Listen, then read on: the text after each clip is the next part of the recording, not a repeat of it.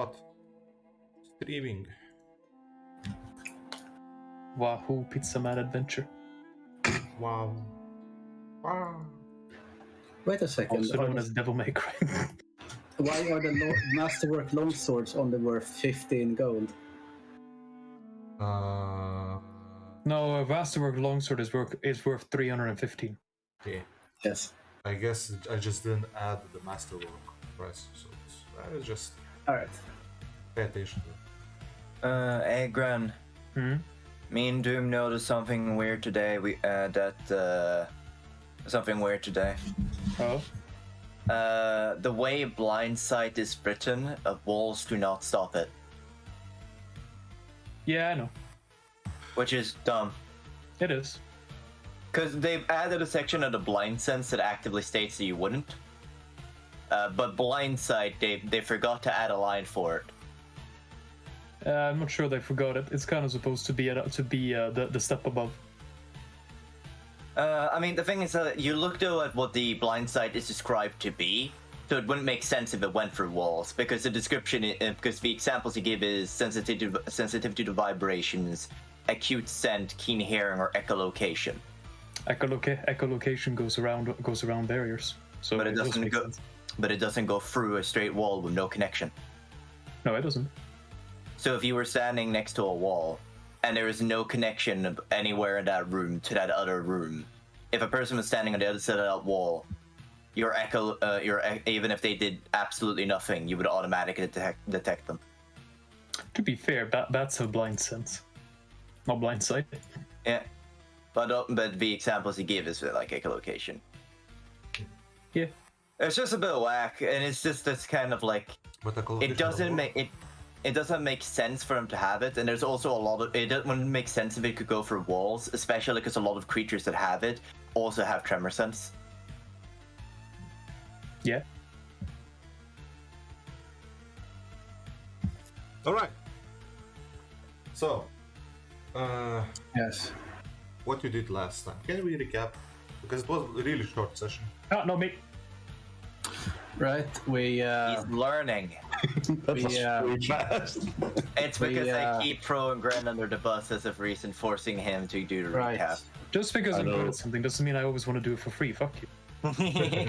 That is very reasonable and reliable. If I'll be good at something. What's the name of this game again? Pathfinder. According to the Foundry page, it's Ovis. Looking through my notes. All right, it's Dead Kingdom. Yeah, Dead Kingdom. Dead Kingdom's campaign, the name of the server. Okay, so last time, looking at my notes, the party finally decides to leave this disgusting place. And after leaving the sewers, they're approached by a guard. He asks if they have proper authorizations to be in the sewer. This is going to be a very long-winded way if I go through my notes like this. And we then So decided we run into a guard. It turned out to be an assassin, a very bad assassin. We killed him. It turned out to be a flesh puppet. We got a bit confused about what to do. We went and told Glutter about it. We went to the bathhouse in some order, then went to bed, and then woke up, and now we're here. The man asked us if we had a permit to be in the sewers, and we asked him if he had a permit to be alive. Now we noted that shouldn't you have a companion? I'm afraid. We said to the guard, "I'm afraid, sir, that your existence permit has just reached its expiration date." Yes, we tried to intimidate 3 times, and the. Oi, mate, you ain't got a license to that. Oh, mate, you got a license for that head. And then they pushed the slut by trying to stab Shiro. Well, technically speaking, he was already dead. Oh, you have a license for stabbing? Yeah, this is my license for stabbing.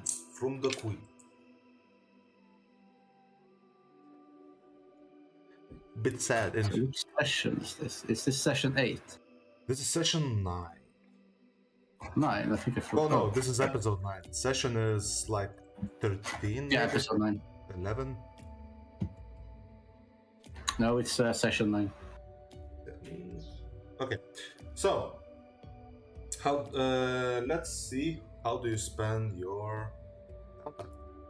I figured that you all, 3 of you, would go down to continue your working out and increasing your HP, I guess. Are you going to the same like underground ring, or do you have? Yes, absolutely. Yeah. Willow, do I need to play? Do you need a placed order for the armor at the start of the week? Yeah, that's fine. Also, And, ask your party if the party allows you to get the armor. Yes, Jenny wants to buy new fancy armor and would like to use 2,000 of the shared gold for it. What's the armor? Mithril Kiko armor. Mithril kick? Kiko. Keiko. Oh, okay. Keko. Whatever. Okay, wait. Fancy Japanese scale mail shit. Oh, The yeah, fuck sure. is Keiko armor, dude? Hell yeah. It's like a small plates, small iron plates, and they're kind of sewn together. Oh, can you? And as usual, it should be better than what Pathfinder makes it out to be. How is it spelled? It is Keiko. K-I-K-K-O. K-I? K-I-K-K-O. K-K-O. Oh, Kiko. Okay. Game. Kiko armor consists of clever arrangement of hexagonal plates made from iron and suit cloth, granting the wearer greater flexibility than the provided by an armor spell. I found some pretty cool images of it. Sure. It is very Japanese. It's very Japanese. And mithril. Well, it's sort of like mithril increases the Sorry. It's not very Japanese. It's very what's the term? It's basically scale mail but retarded. Yes, that's great. Let me imagine making scale mail in such a way that you can literally just cut the cloth between. Exactly. Yes. Well, to be fair, their weapons were pretty shit, so there was no way they could do that. Yeah. I did find a really cool picture of it where it looked much better, but of course it's been taken down. Save your pictures. Well, I did. I just can't be bothered to dig it up. Give me a minute or so. I want to check on her.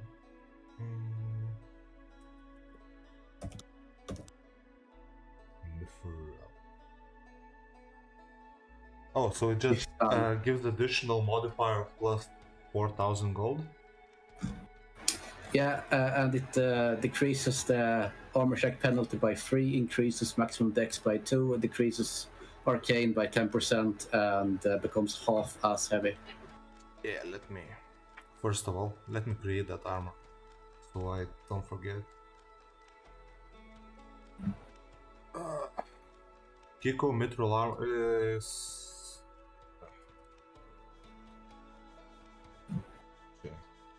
It's actually called Kiko. Is it? Yeah. Yes. You know what? I should have done this earlier. Yes. So, it is light armor now, yeah? Yeah, it counts as light armor. Its armor penalty check is decreased by... how much? 3. By 3, so it's 0 armor check penalty. Yeah. Its maximum dexterity bonus is increased by 2, and the arcane spell failure is decreased by 10%. Okay. And the weight is reduced by 50%. And its hardness is now 30.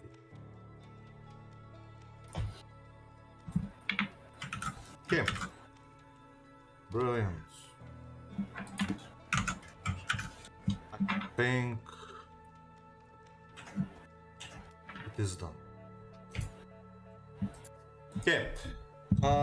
So you go to Lacquer with a bunch of platinum coins, and you ask him to make. Yeah. Okay. Do roll me luck. So, What do you mean? I want to see if something happens. So roll 1d20. Oh, 1d100. Sorry, 1d100.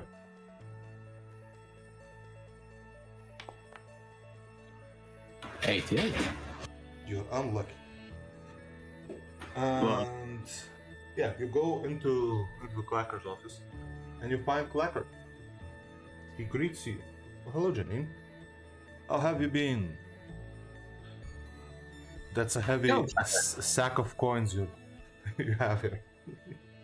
What? That's the first thing that draws your eyes when Ooh, I see a boat. steps into your shop?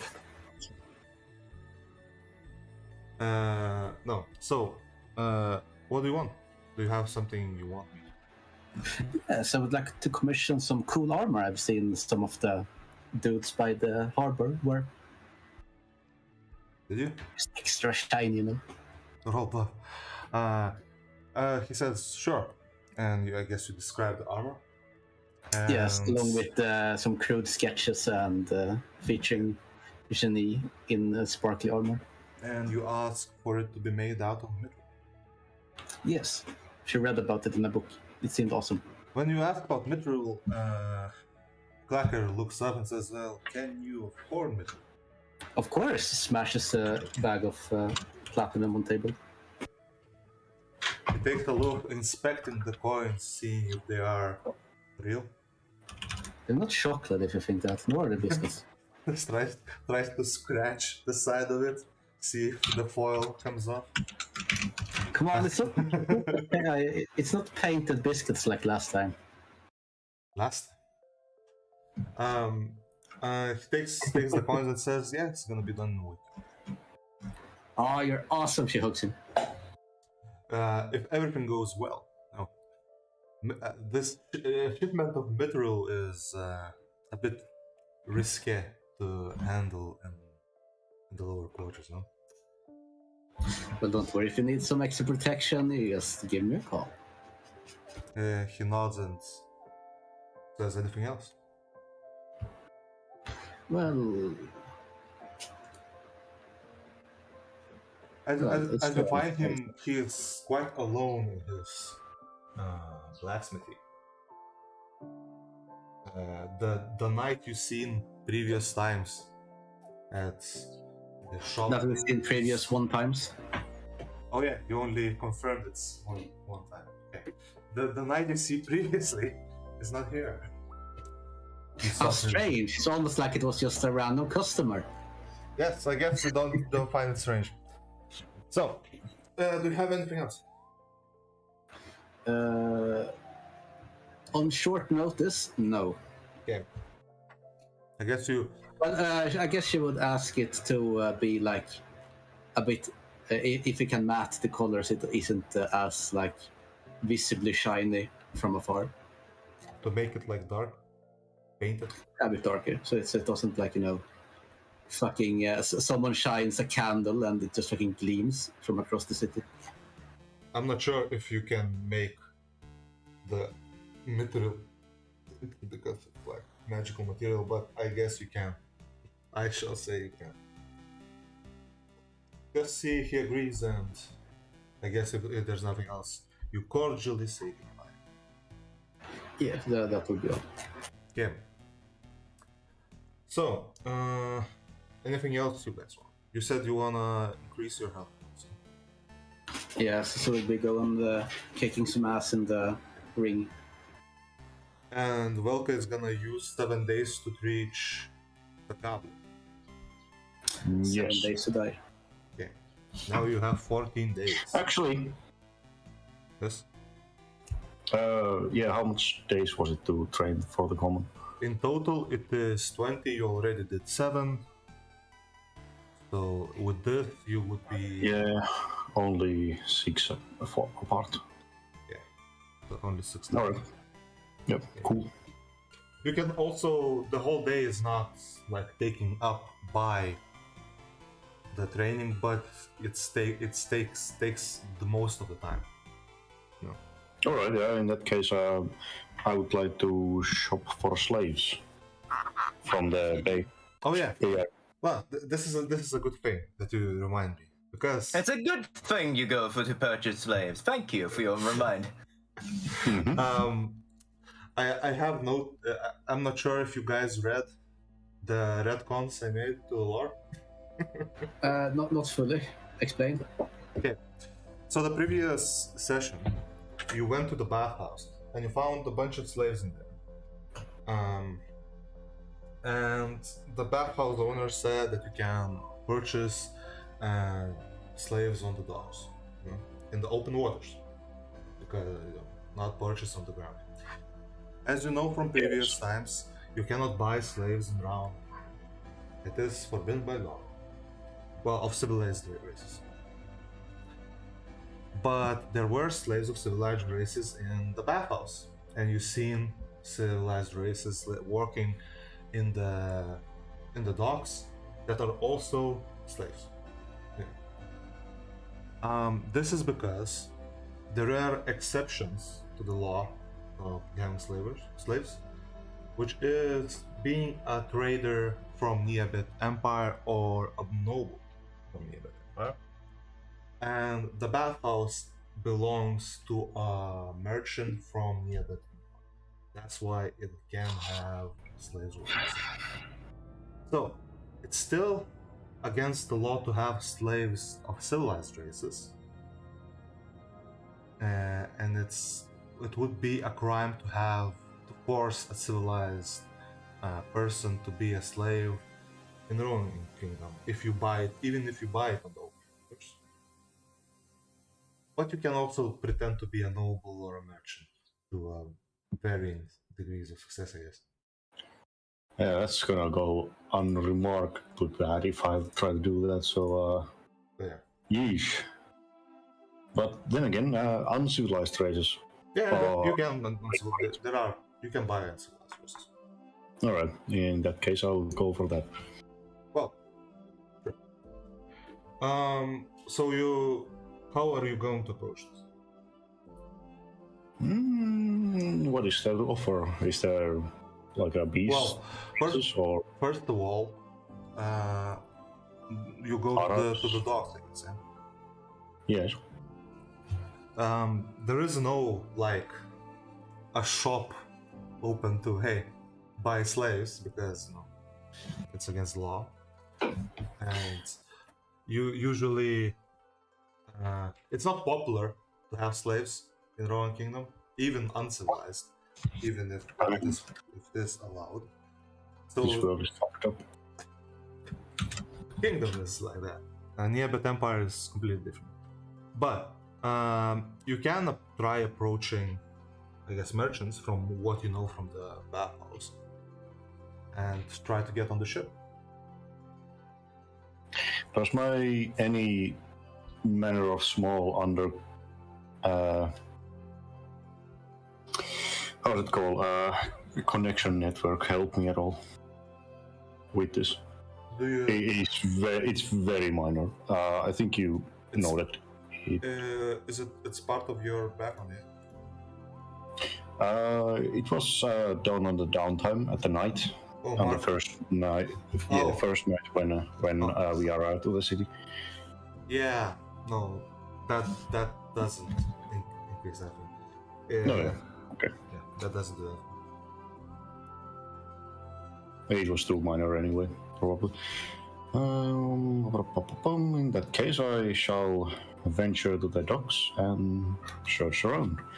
Yeah. If there's You see a Persian-looking guy ordering around some other Persian-looking people, as they instructing them, probably disciplining from what it looks, as they dropped something while they were carrying it out from the ship. You can assume that guy is not a slave, while the guys that were carrying stuff were slaves, because the slave guys are clutching at their necks as if they were in pain, while the guy is holding some kind of device over them while yelling at them. I approach the yelling man. My good sir, good day to you.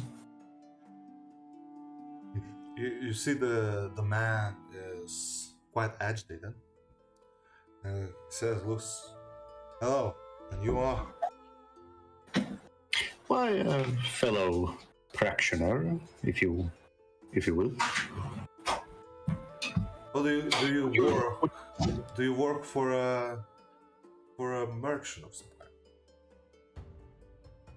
Oh no, I'm just an old lady needing of an assisting hand of my elderly days, if you will.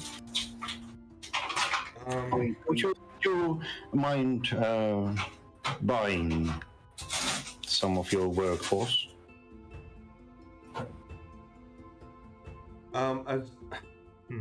Do you just well, you are on the dock. You're not on the ship. You're like approaching a random guy, asking whether he minds selling you slaves, or anybody who could know that. Not slaves, just assisting manpower on the elderly days. Wink, wink. Do you want to roll diplomacy for it? No, not really. I would like you to roll diplomacy for that. Fair enough. I shall roll it. Boom. Hey, it's going badly. Oh. He doesn't look happy for you to be approaching. He says, I am not a criminal. Even, not all Persians are criminals. He looks at you. Stop being racist, please, sir. As if you approach him The only real response to not all Persians are criminals is to go, yeah, of course, and then wink at him. Pretty much. He's quite indignant and says, "Go away," waving you off. Money does not please you? Oh, very well. Money does not please you? I shall find another merchant then. Well, you I don't scoff. you don't even know if he is a merchant of slaves, first of all. You just seen him as a slave owner. So... And you asked him to trade slaves for him, while he has only human slaves, in our own kingdom, on the dock. Oh, I was kind of implicating that I was asking both, but too late to backtrack now, so... You have nothing I desire, save yourself. Are you on sale? Yeah. No, it's funnier this way. Do you try something else? Yes, I'll take 10 on the professional slavery to see where I can buy some good old sleeves. And... I'm sorry to interrupt again, but Kafe. Yes. The next slaver you go to, you should totally have Velka say when they ask if she has anything to sell. Oh well, I have these two very exotic specimen feline features. Interesting. So I would fucking die. You would. Yes. Bonk. Anyway, funny idea anyway. For your profession slavery, what you can know is that also, I just realized that I am actually a noble, so I could actually buy civilized slaves as well. No, it's not any noble. Nobles that have permit from a nearby empire. Okay, yeah. They are the exception because they have... Oh my, you go awesome for that. You could try to... Plus, I kind of lost... Yeah, if I would have any diplomacy or bluff, but I don't. But also, it's a quite hard bluff because very much. Nobles are quite like publicly known, even if they are visiting from another country. So, no. And besides, I kind of lost my birthmark anyway, so... So... Why? How? It's a secret. So you observe the dock and try to keen out who might be some slavers. From your profession, you know that slavery is mostly like a side business for these guys that are in Rohan kingdom. They mostly have, if they have slaves to sell, they are stopping here only to like as a checkpoint to deliver other goods that they have on their ship, while having the slaves on the side while they deliver them to a Neabat empire, to another country that also deals in slavery. And it's hard to see whether there are any slaves for sale, but you do see that there are some ships that look like they have a lot of civilian quarters, let us say, inside of them, and they do have a Neabat flag waving in the wind. You can try approaching people like God in the ship. The God in the ship's like how do you call the thing that goes off from the ship to the bridge? I guess a bridge from a ship to the dock. But no offense, but you should really train your pronunciation different guard and god. Oh, sorry. Gang plank. Guard. Yes. Yeah. Is it gangplank that you're looking for? Can you repeat that? Gangplank. I'm not sure.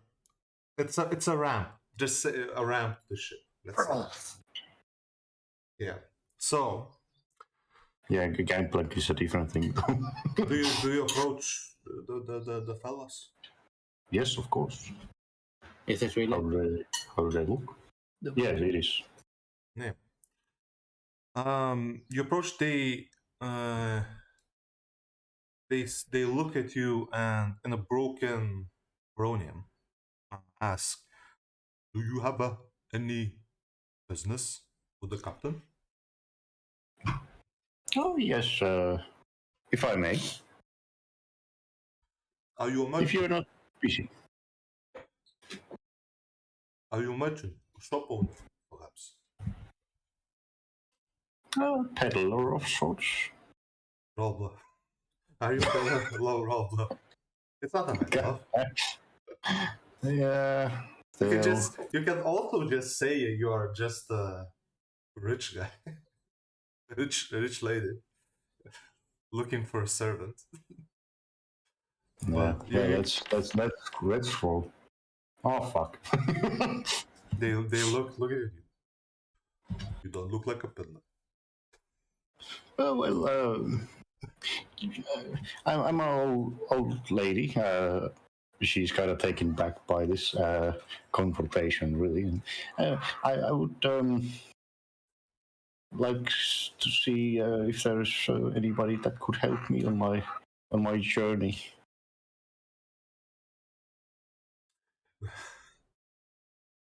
He says, I'm kind of like a quest giver to NPCs.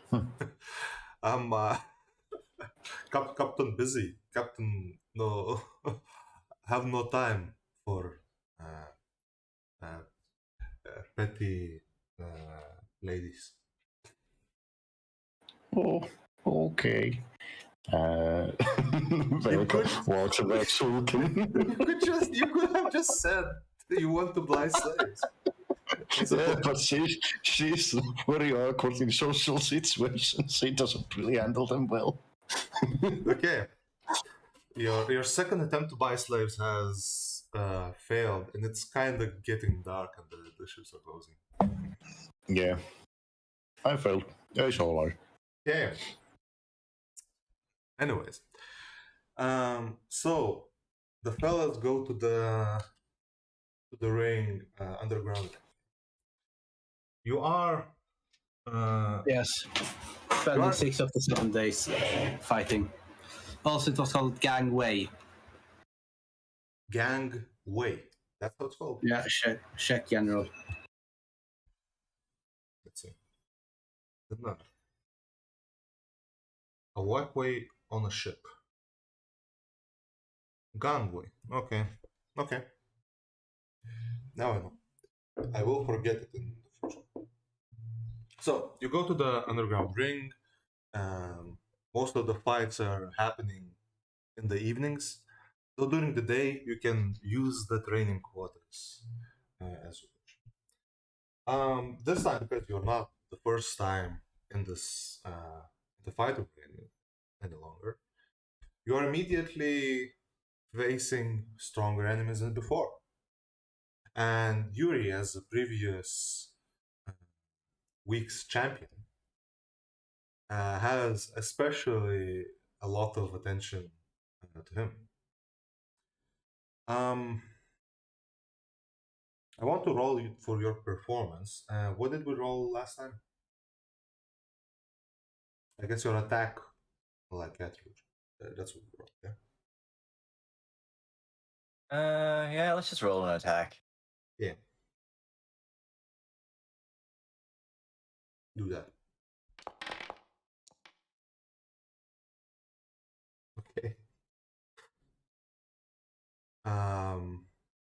Shiro, Janine. Unarmed, flat. No, just what you use. What? Do they allow using swords? Yeah. It's an underground, right? People die in it, so don't worry. Sure. I keep forgetting. Do I use single attack or full attack for this? Oh.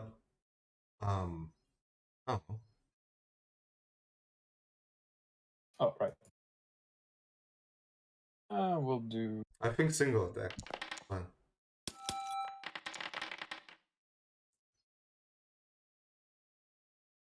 Okay. Continue rolling low. Yep. Every single time the three of us compete, I roll the highest. Well, yeah, not just. Like, I don't even mean the bonus. I mean the roll itself is always higher. Yeah. So this week you have been fighting caged animals, in addition to combatants. And it was especially successful from Yuri's perspective because he managed to retain his champion rank during this week. Shiro performed less well than the previous times, but he still kept his rank, while Janine also just kept her rank. Nothing interesting happened to them. But Yuri, you are approached by a slimy-looking man. Oh, sly, not slimy. Sly-looking man. No, he's also slimy. He has snails crawling over skin. He has a pet snail. And he says, "Oh, greetings. Are you Yuri from the Eternal? Fuck, I forgot your fucking adventure name. Enduring Souls, no, Eternal Souls. What did we name our group again? Enduring Souls. I see. Yeah. Yeah, that sounds about right. Yeah. Yes. Seeing you fight in the ring, I would like to sponsor you for your future career as a fighter.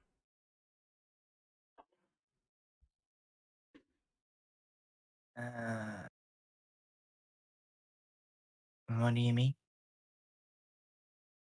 I can give you better food, better housing, better healthcare, and better training rooms. And for exchange of it, you will fight for my name in the rings. Also, we can move from this dirty underground ring that we scam and move somewhere more prestigious. Fight for your name? You're asking his name? No, he said fight for his name, and you're asking fight in his name. In his name. Yeah, okay. Sorry, that just mispronounced. What do you mean with that? Also, what is your name? Oh, my name is Peter Cleve. Alright. I have an interest in martial arts such as you. And there is a tournament going on. What are you running for? Knowledge local. No, you don't really. You haven't heard him. It's not an ability, right? No, he's not the build. Right, so I don't have to roll that. Well, I What did he assume call himself? Peter Cleve. Nice. I'll roll an ability anyway to determine that he is an ability. Yeah, that's what they wanted with you. Yeah, you determine that he's not an ability. But Worthless. You don't know who he is and why he wants you to fight in his name in the ring. But he's proposing to give you a better housing, better food, and a better training room in exchange for you fighting in his name. Oh, it's better food than you can produce for him? I don't think so. Well, what he assumes as to be a better food for you. I'm smoted. Well, he apparently is serious about the proposition. What you're trying to sense particularly, you can't read his mind, but Well, it's to get a hunch about his character, but it's also Like, is it being genuine? it's kind of like when you walk up to someone and just say, "I can give you a better house." The immediate question is, "You know where I live?" no. Sylvi, to be more fair, for us it's also, why are you approaching me and talking to me? Well, Yeah. From what you can assume, Especially because the current place that Yuri is in, being in the arena, his ears are actually out because he's not wearing. He has taken off his clothes and gotten into a fighting stance. So, like, he is visibly a catfolk at the moment. what you can say about this man that he is wearing clothing that is of a better, well, not like prestigious quality, but of a better quality than most of the people in that are watching the ring fights. He seems to have some money on you. Probably he doesn't know that you have like 16,000 gold pieces just laying around in your house. But he apparently assumes that you are just a poor fighter trying to make your name this time. He sees opportunity in this lab to fight and punch out and make him money. Am I in earshot of this conversation? Well, roll luck. What does that mean? 1d100. Damn it, Kafe. Look, your You're not RNG shenanigans have rubbed off on the Willow now. Well, I mean, it.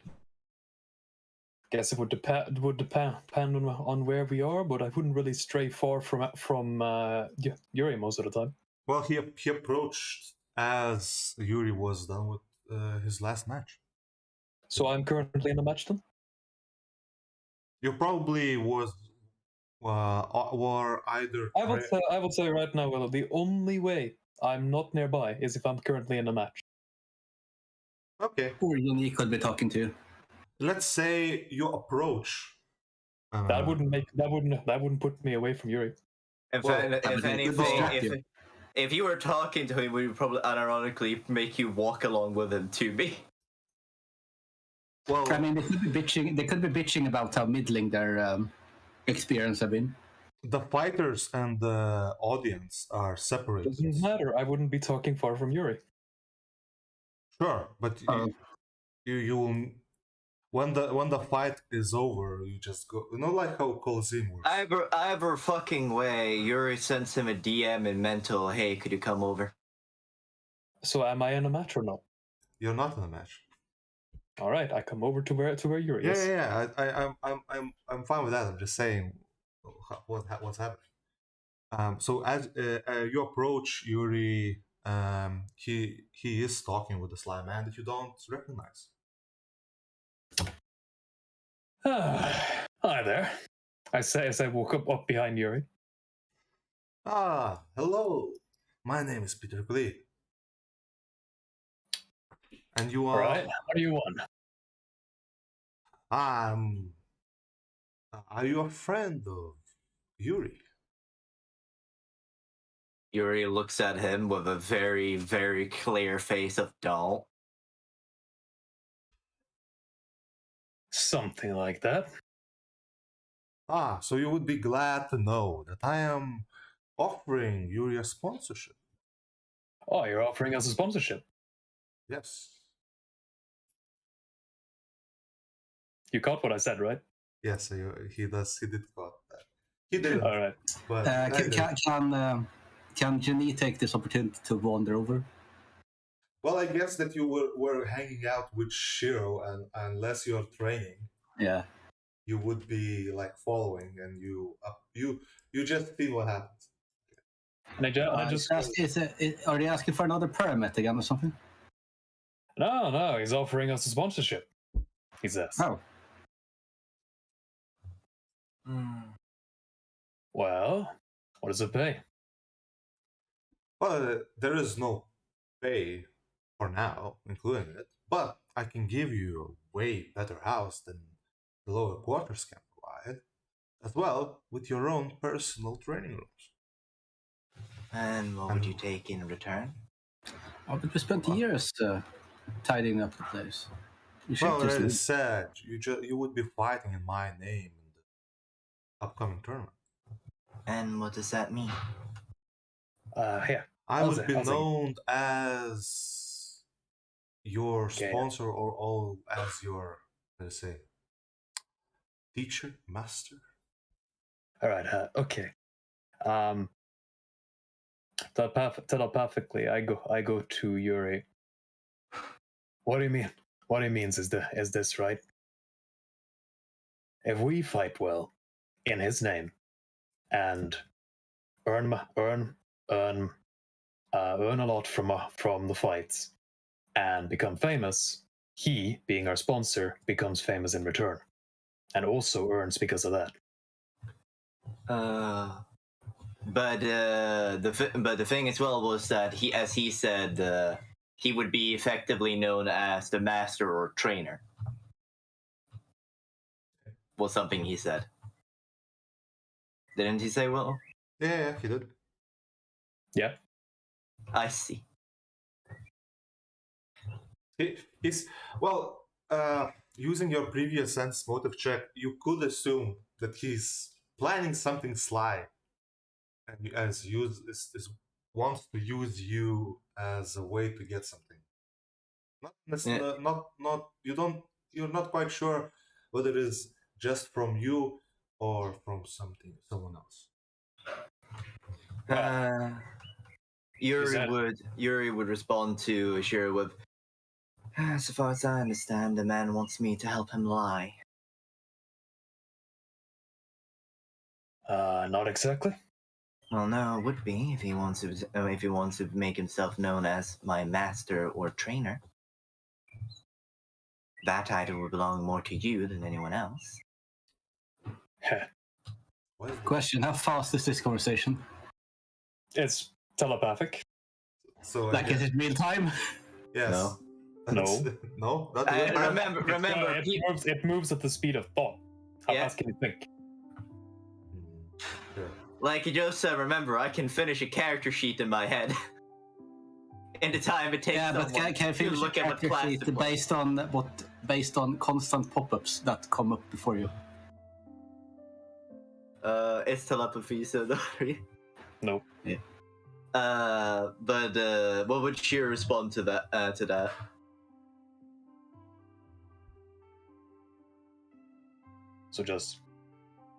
So just let him be known as a sponsor.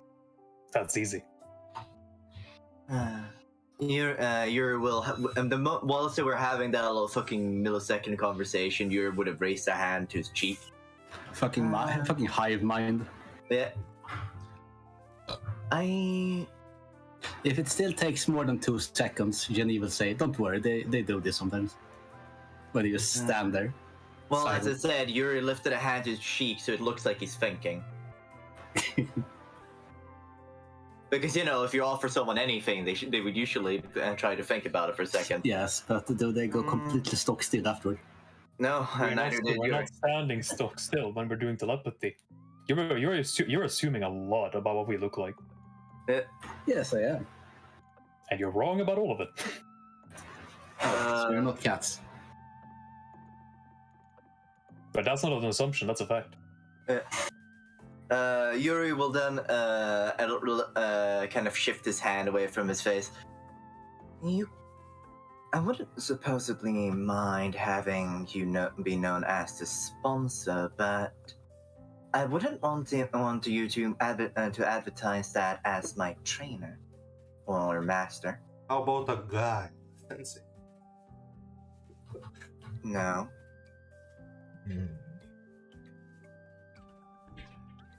You want them? He can always be your manager. Manager. That's a good. That's a good thing. That's a good. I was thinking you were gonna be a fixer. Your job would be to set us up with matches, right? You know what? Yeah. Exactly. What fixers fix drugs? Fixer is not a specific term. It's a catch-all term for people who fix jobs or deals. Yeah. Another version of the fixer is the person who gets rid of corpses. No, that's a cleaner. Well, actually, they're also known as fixers. Depends on a cleaner specifically is a metaphor for an assassin. Yeah. The fixer is the one that can get rid of the corpses afterwards. Well. Yeah. Isn't the fixer just a fixer of situation? It could be an assassin as well. Just a specific. It's usually the terminology. It can be, but that's not how the term is used. Usually in those areas, the term gets slightly more specific. But either way, I wouldn't mind that, but I wouldn't want you to advertise it as being my trainer, for that would be incorrect. Probably just be a contract that you're working for me. It's not. No. It's fighters are a tradable good in itself. I would be providing for you. You would be fighting for me. And if you perform well, I can sell you for a higher price. Sell us? I'll sell you a contract. You would get another match instead of me.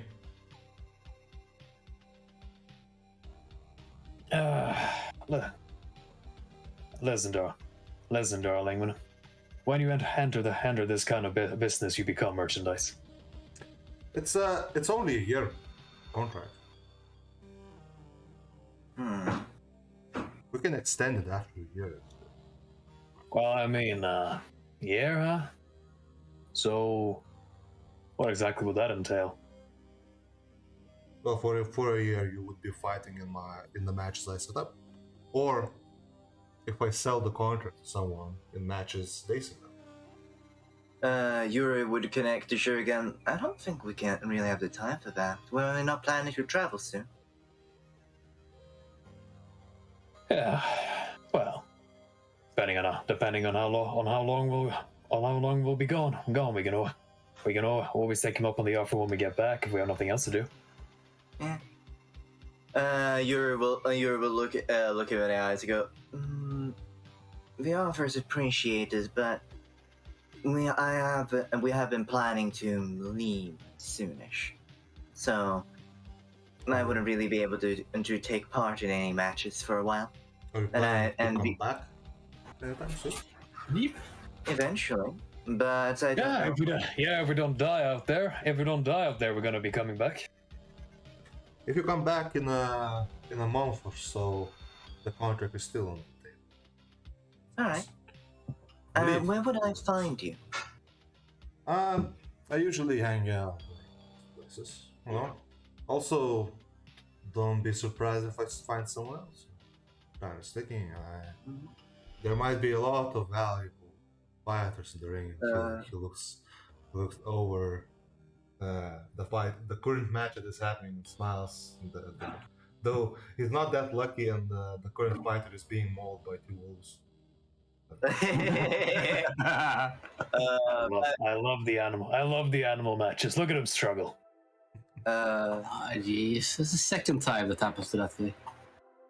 Yuri's going to aid another Shiro on auto hypnosis. Well, actually, Gren, can you just auto succeed auto hypnosis yet?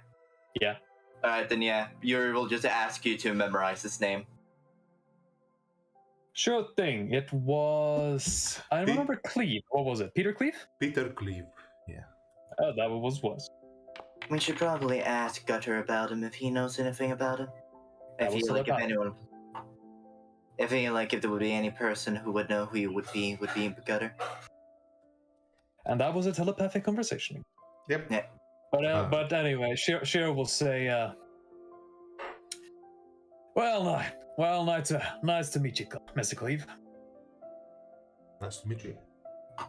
And he, I guess, just goes towards the seat stands for the seating for the audience. He goes away. Yeah, he goes away to watch another match. That's it. I put my giant hand on Yuri's head and say audibly, well done. You've given us an opportunity to move up in the city. I suppose, but I don't like that man. I don't know. I don't either. But don't worry. If it turns out to be a bad guy, we can always just kill him. Yeah. And from all of your training during the 6 days and winning, mostly for Yuri winning and maintaining his champion status, you get another point of fame, which is a thing that I keep track of, so it doesn't really matter. Yeah. The 6 days over. What do you do with your last day? I'm gonna go and it's the time to eat right now, so I'll have to go BRB. So we got +2 HP. Yep. Yes. Yuri now has 39 hit points. Can we stay another 2 days so I can have an even number, please? No. F. Well, how much did it cost to do this? Didn't cost. Oh, right. But anyway, as I said, I'm gonna go and eat. See. It costs time. Yeah. And this. Right. The last day, Jenny will try and convince. What is he called? The barman. What was that for intelligence roll for? Don't worry about it. I picked it by mistake. Oh, that's fine. Well, Thank you for blowing up our. Thank you for destroying my common diplomacy check here. Don't worry, roll a 1 faggot. Yeah. It's Rocca's broom.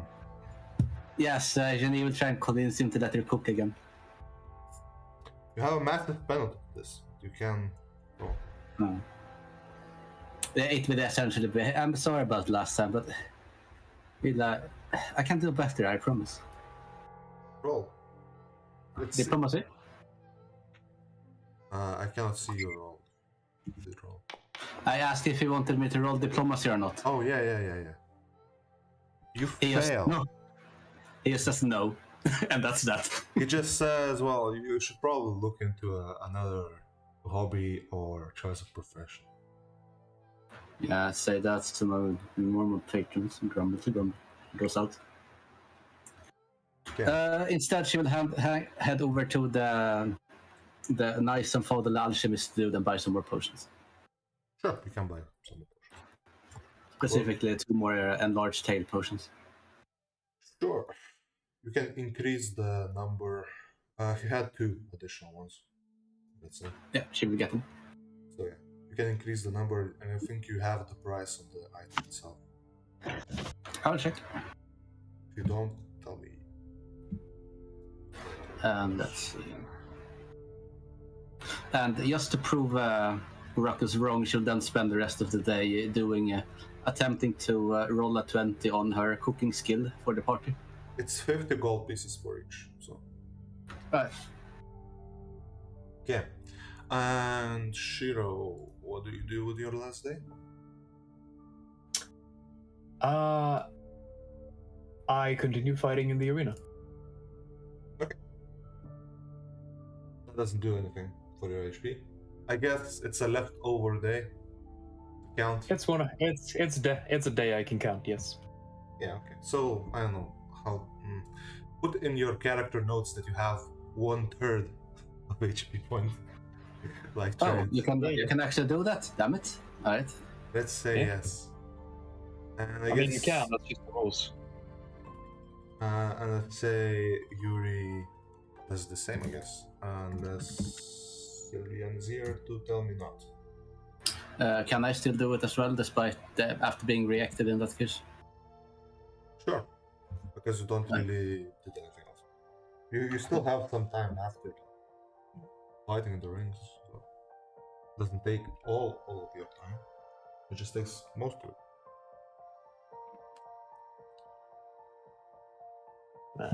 Can I roll if it goes well for you this one day?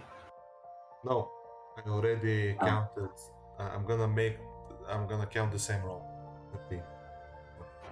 Then she will just go at it with renewed savagery. Okay. Boom, boom, boom. Okay. She'll pick up her armor during the last day then. Rokas seems to be happy with this creation. He gives you says, "Well, it was quite a hard material to get my hands on, but when you have 4,000 gold pieces to throw around for it, it's quite the money can go along." He smiles as he presents a mithril Kiko arm. Jenny looks like a small child in a candy shop, eyes glittering with happiness upon seeing this amazing wonder before her. Says, "Well, try it on. Let's see if I need to just anything." So. She. I have to torture a nation boy for this. Jenny happily tries it on. Does it fit? Does it squeeze anything? I use the mannequin for it. Did they account for her tail? It did. Then, well, what do you want me to say? That no, something is chafing. No, it seems to fit perfectly. You can lie though. It fits perfectly. She will hug him again. Well, good. Says, "Well, inform your friends that I will be leaving in a couple of days. So if they have anything to do and anything they want me to make in these couple of days, get in contact with me." Sure thing, Clacker. You also see that his shop is strangely light on things, as if he is selling stuff on a discount. You've been on a roll lately. It looks. Well, I cannot leave inventory unguarded while I'm out of the city. Oh damn! How for how long you're planning on being away? I'm planning to be leaving for a couple of months. I'm not Months? Sure, but shit, you're gonna travel across the world or what? Something along those lines. Also roll luck as a second time. Let's see if he's truly alone.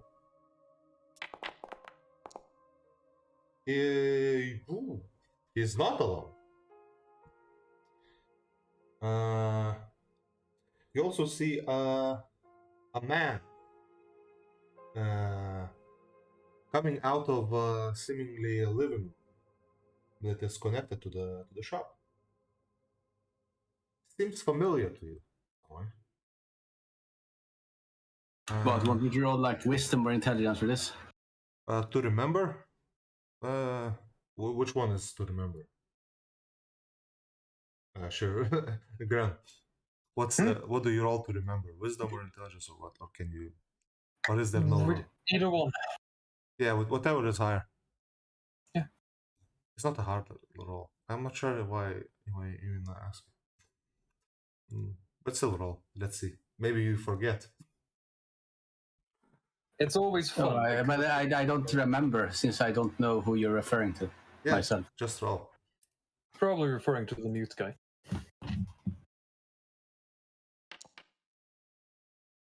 You do remember. Oh. Is it a mute guy? No. Ah.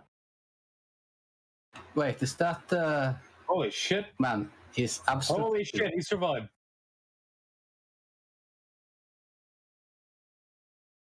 Holy shit, he survived. What was his name? Let me now see. We go to Dead Kingdoms. I'm back. Why are we being haunted by a ghost who covered like the entire screen? It rhymes with Joe. Survived. It rhymes with Joe Rogan. Quickly, he's undead. Joe Rogan. Quickly, he's undead. Kill him. His name is John Mogan. People are Joe Mogan. John Mogan. There he is. John Mogan. Nigga survived. By the way, Gren, you'll on that 20 on an int check. I just clicked that. I clicked that by accident, so it doesn't matter. Janice head swivels around, looking at Jan. I imagine you rolling that nat 20 on that int check was you finally solving a math problem that you struggled with for like years. A Sudoku you just found. You stole. Yeah. But yeah, you see John Mogan without his armor coming out of what seems to be Clacker's dining room. As he recognizes you, he freezes in place. That this was the last thing he wanted to, the last person he wanted to meet. Seemingly. What do you say anything? Janine, you're alone in this Clacker's shop. What, ain't Clacker there as well? Well, Clacker there is, of course. fucking just say, nigga, ain't you dead? Jan! Jenny looks equally surprised, though far more happier. Shit, man, I thought I died. What with the Baron thinking you tried to poison him or whatever? Did you, by the way? I don't know how that turned out. He gives a vague She look. approaches him. The Clacker and John kind of exchange awkward looks, and John says, "Well, why when the what's it called mansion when the mansion was burning down, or the fort? It was more of a fort, I guess. When the fort was burning down." Skewer came and unlocked my cell. Man, that's lucky. Honestly, man, I thought you were already dead when the fucking blood skeletons or whatever attacked us. Who? I didn't see any of those. Well, Yeah, tried to jump us woke up with one of them bearing right down on it, dripping fresh blood and everything. Apparently I think those corpses, were hanging outside. So turned into skeletons. Yeah, no, I don't get a hunch. You're not there. You're not there. I see. Yeah. Well, no one told me what's happening. Well, Janine was. You just said you see him, so I thought, I see the groups together, I guess. Sorry, you went to eat and you missed. So Janine went to the Clacker shop to retrieve her mithril armor, and John Mogan just went out of the dining room and met up with Janine, getting back her armor. I see. So how have you been, man? It's been like quite a while since I saw you. It's been like more than like 2 minutes. Like, bro. That's a long time. She is disarmingly open. What are you saying? Don't open your chest. She seems disarmingly open. She will just appear like completely like That's surprised and sort of like semi-relaxed and just like amazed that he's alive. Well, I was quite lucky. He says, I'm currently in Reim for personal business. I would appreciate if you didn't spread around that I'm here. Oh, don't worry, man. Seekers are... when it comes to... 1 second. Don't worry, man. So it's not like this is... people here are not exactly, keen on just throwing out names all over the place. Well, some of them are. He says, it could cause a lot of problems to Clacker. I don't want to make my stay more burdensome.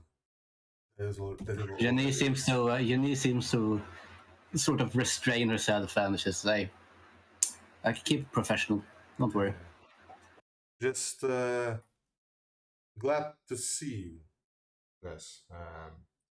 Likewise, she claps his massive biceps.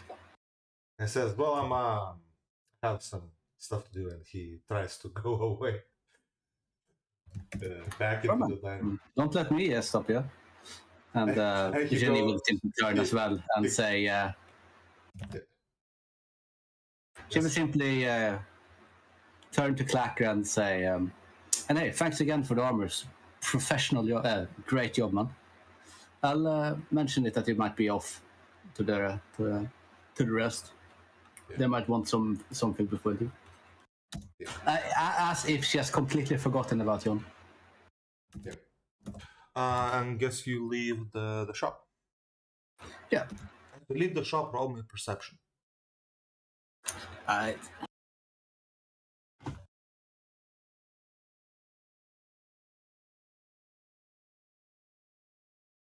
Who? But before, who did you say had helped him? Skivert, Mankum Skivert. The gnome.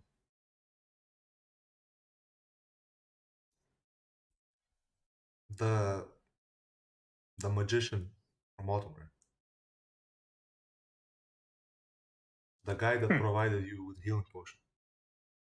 Yeah, I remember. Fuck! I should have made the connections there. She would have. You should have asked him. Hey, where is Markham now? Not Markham. Mankham. Whoever you said. Mankham. Yeah. That's a problem because they made two magicians almost with the same names. One is Markham and another is Mankham. Yep. Almost like one is a bootleg version of another one. But I guess the question is, did Jenny actually realize he was a magician or not? I don't think she did. You did, because he gave you, he enchanted some of your stuff, I believe. No, he didn't. Oh, but no, you asked to get your stuff enchanted by him, but you never came around to it. Oh yeah, that's true. Yeah. Fuck it. I'll just play it up that. You just forgot because it was surprising to meet John. Yeah, she's just more. She was more interested in how he survived than who. Yeah. No, but he said he had other things to do, so she respected it. Yeah. And yeah, sorry. Let's see, perception roll. Watch me get a 2. Okay, you do hear some raised voices coming from inside the Clacker's shop after a bit when you,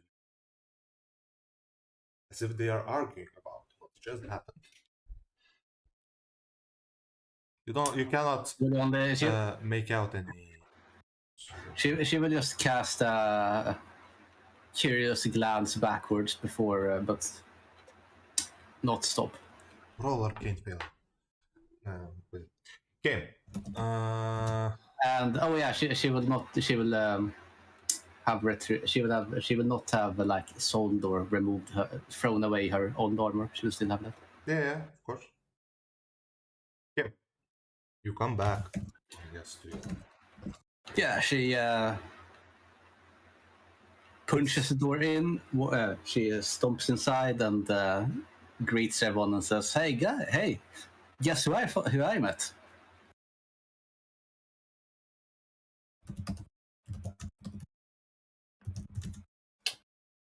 No, actually, stop. Sorry, she will come inside and like just pose in the doorway with her new armor.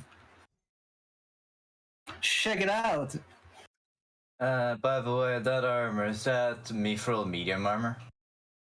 Yeah. What was the price? 4,250. And Clacker completed it in a week? Yeah. Clacker is a fucking legendary smith, Jesus Christ. Yeah, he is. I refuse to believe the man is non-magical. Just so you know, Willow, you have now established that Clacker is one of the greatest smiths in the land who crafts at magical speeds. Let's say he does. Just so you know. Smith. I like the idea that he is able to do this, but no one actually knows because he keeps it on the down low, and just does weird, just random favors for us, where he doesn't keep it on the down low. Or he has imprisoned mage in the basement. I like that idea. Yeah. I like the idea. I like the idea that he is famous famous in the local area for making masterwork items very quickly because he has a mage that he forces to cast masterwork transformation. Because just so you know, Willow, right? Yeah. Mundane crafting is so fucking obscenely slow that it would take him months, if not like half a year, to make this armor. That sounds terrible. It is, yeah. The only reason why people can make guns at any speed at all is because they made guns completely ignore mundane crafting rules. And just made it flat gold price. I thought it was flat gold price. That's why No. I made it. No, mundane crafting is calculated completely differently from magic crafting. Well, he has industrial, like, pressing machines inside his house or something. I don't know. I like the idea that in his basement it's just like a hyper futuristic 3D printer. It's a spaceship. To give you an idea, Willow, of like how slow it is, right? When you try to craft an item, you calculate, you take the gold cost, change it to silver, and based upon your check, you complete that much silver of the price per week. Oh, I thought of work. My God, that is super slow. That is super slow. I thought it was like the higher you roll, the more times you multiply the amount of work you did.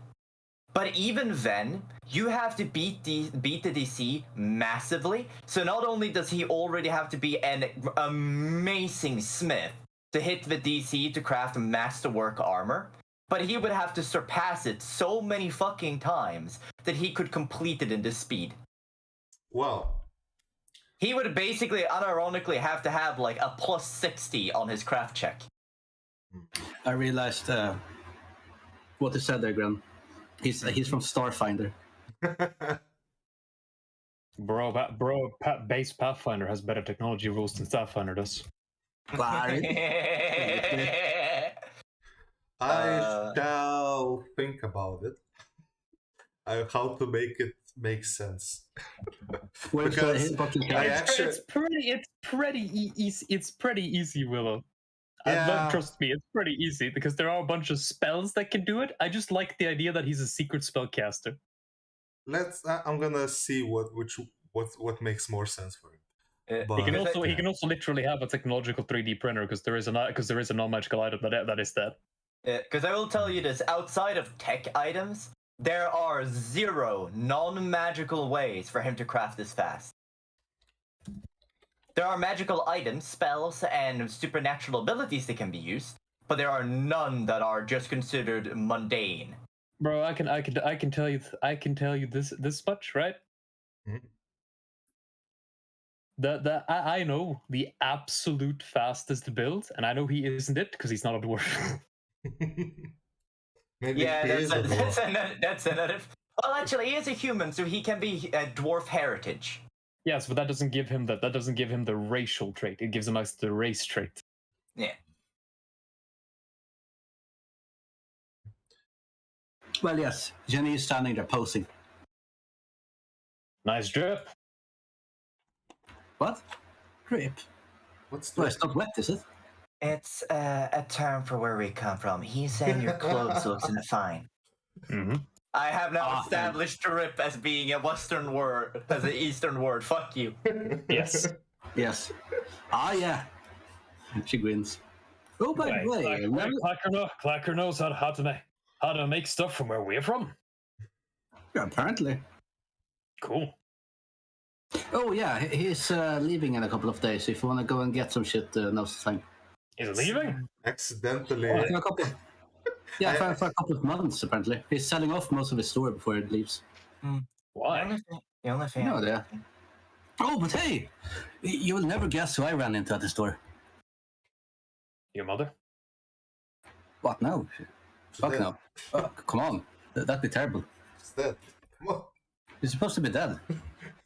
That hasn't, and that's the reason she wouldn't show up because. Dead She people Kill don't her show again. up. That'd be really terrible, you know? On the other hand. Cheer up, please. Yeah. Well, no, Continue. But hey, there was actually someone that I thought was dead. You remember that burly strong-arm guy that the Baron thought he got poisoned by? Poison. I don't think he Was planning some shit. betrayed Monjogan? Yeah! John Who's there? Robogan? Jourbroggen. He just waltzed right out of Clacker's living room like he owned the place. What? Yeah, He survived? apparently. That gnome fella with the magic. Fuck! I forgot to ask about him. She face palms. What was he doing here? You say who? I didn't pry, you know. That'd be insensitive. Just learned that apparently survived the burning. He came back from the dead. No, the gnome fella saved him before he burned to death. Oh, and then they escaped. Apparently, it was in the apparently, it was like down in the basement or some shit. She would look over at Yuri, and we should have checked out the place before we left. Yeah. Time. I don't know. It was full of blood. It was full of blood monsters. I assumed everything in there was going to die. And then if it. Yeah, funny thing actually, he said he didn't see a single blood freak. Okay. You sure Yeah. he was? You said he came from the basement, so that's not very strange, is it? I mean, Yeah, true that, I guess. Janine, Yeah. it is honestly more likely that he is dead and it's just a corpse. He's felt pretty lively to me. When you met him, he was just wearing a shirt, pants, and had a ball of something in his hand. As if he was.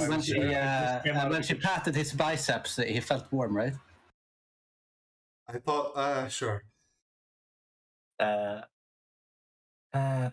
what my point is, he could have been just lying to you, you know? Why? He was originally imprisoned for attempting a poisoning. As far as we can tell, that might not even have been true, but... Was that poisoning? I thought it Well, was... I mean, Well, we it assumed. doesn't really. Sure. It doesn't really matter. So, what? Didn't even look at Yuri and say, "Why would he lie to me?" Like she can't even fathom the idea. Why would anyone lie on the internet? What? Janine, this world is full of evil. Yes, we killed it.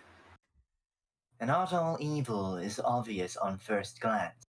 For example, Our friend, the local mage, who turned out to apparently be a twisted fuck who became an abomination wretched upon... Yeah, well, it was more of a sad story, He tried to do something cool and fucked up.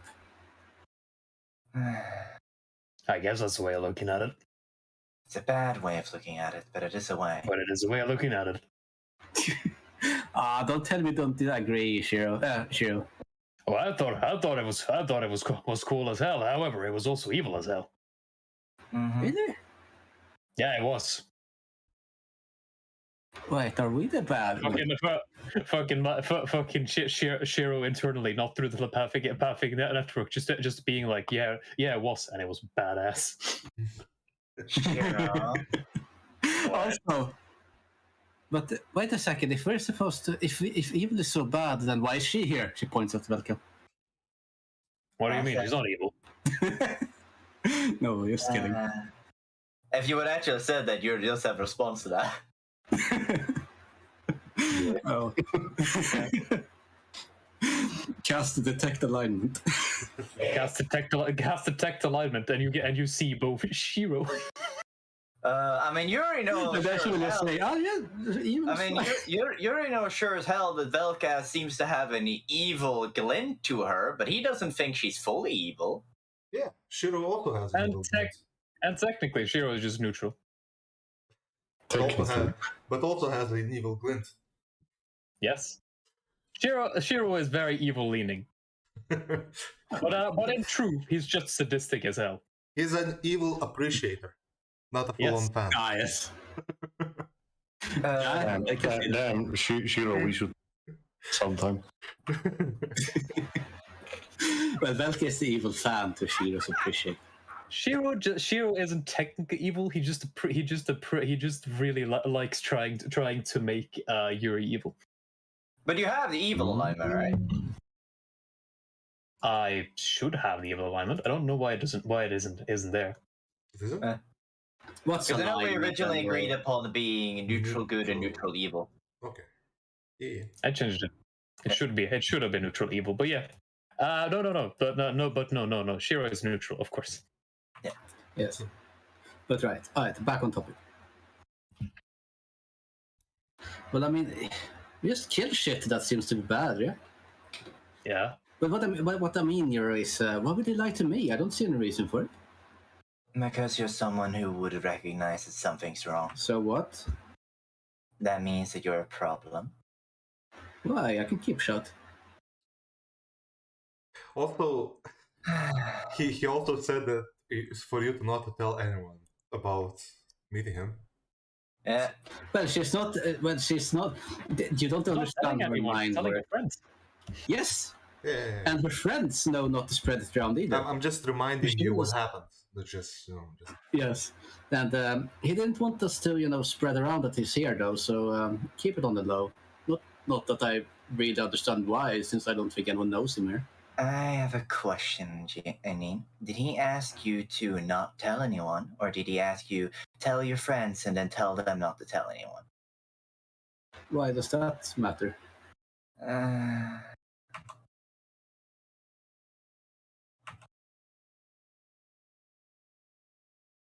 Right. Now I have to. Well, I thought you'd be happy to hear he's still alive. Why would like living things, right?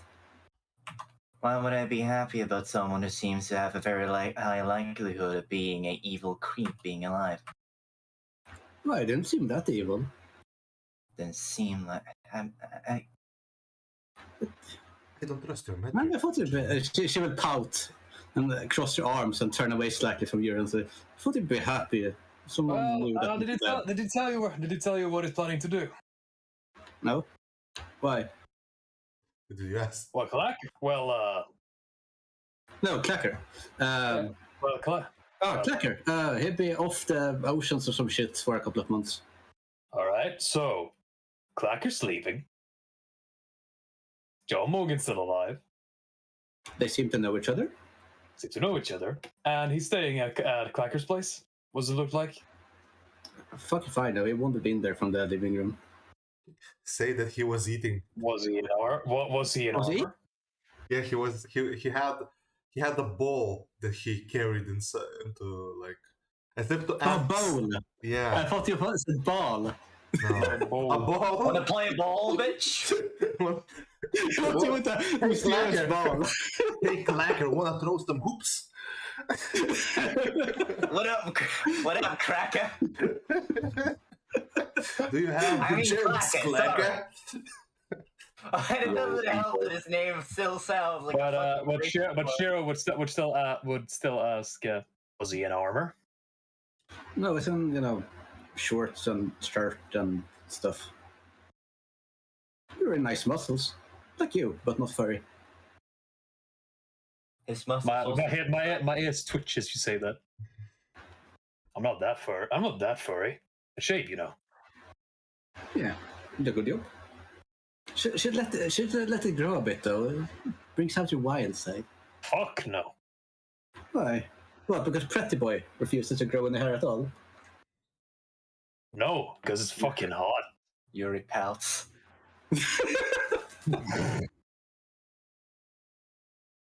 Man, sure, you should take after your bro here, your big boy here. Get some manly hair on your chest. Shiro doesn't have any hair on his chest. But he could. But he won't. Game. Alright. And Jenny will look slightly annoyed that she forgot to ask about who the fuck was it again? Do you do anything with this information, or do you just what do you That's do? not for us to deal with. We have a trip to go on. What trip? When? Where? Why? Well, I guess but our last question. The last question I gotta ask you is, did it look like they were packing down some like evil ritualistic equipment? No, it looked just like he was living there, like with how you just walks in without your shirt sometimes, asking for more food. All right, so they're not planning stuff. So they're probably not planning anything evil. I think we can just leave it alone. Nothing immediate, at least, but yes. Otherwise, Shiro, Yeah. you want to go for a medical check now? Let's check you for rabies. Come on, guys, gonna go do that weird roleplay bullshit again, are you? No, an actual medical check. Remember? What, really? Let's see if you have worms. Yes, we have a. Yes, remember we have a. We have an appointment. As you mentioned that Jouzah, Yuri stares nails at you. I told you never to bring that up again. Well, how can I still haven't managed to forget it now, have I? I still told you never to bring it up. It's your own fault. You weren't supposed to be home. She pouts even harder.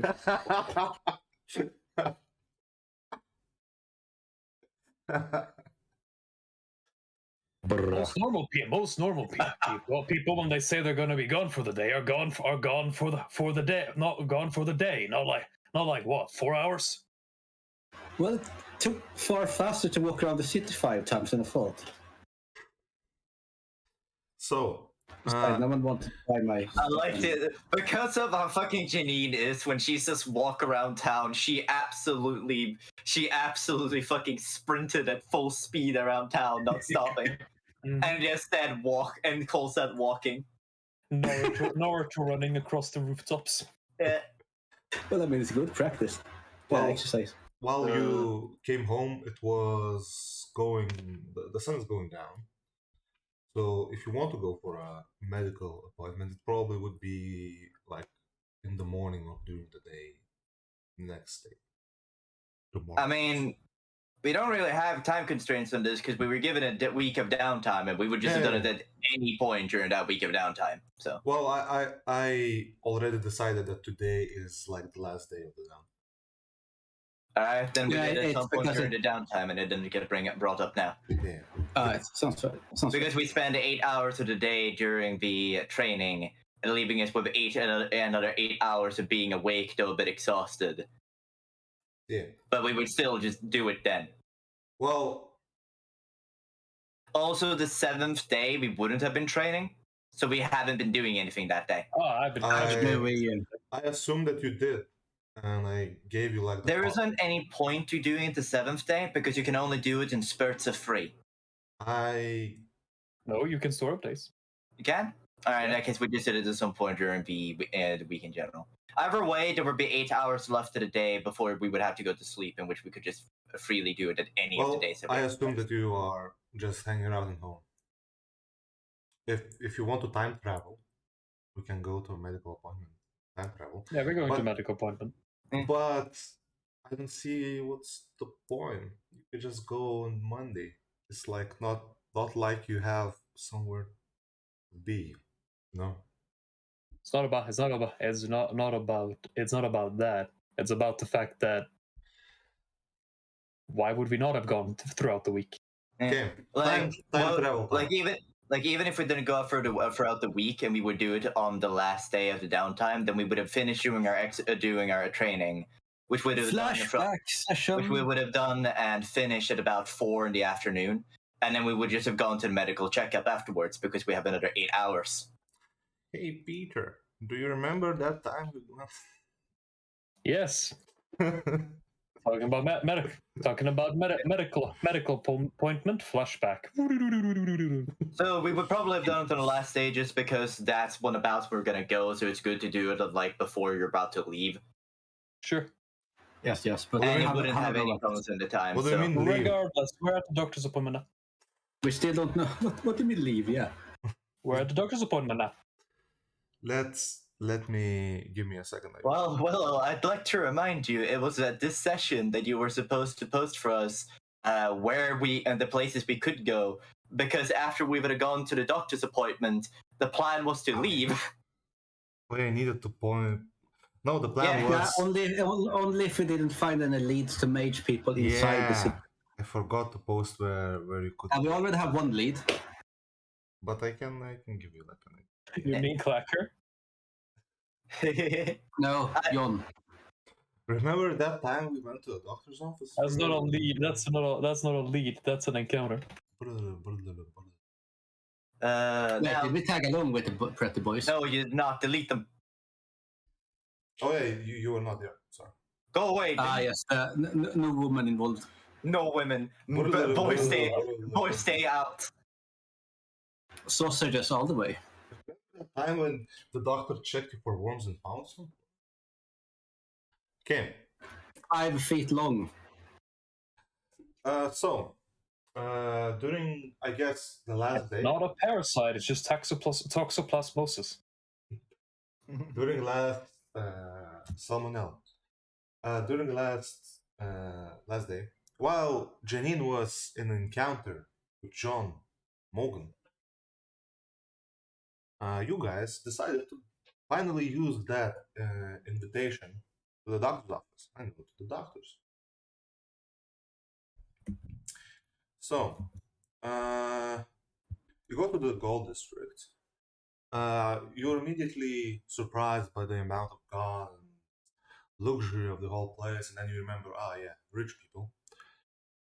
And you approach the address written on the envelope.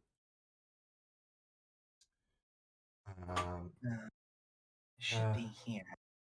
Yeah. You approach the fancy-looking door, and you immediately search for a bell or a knocker, unless you want to just knock on with your hands. I do.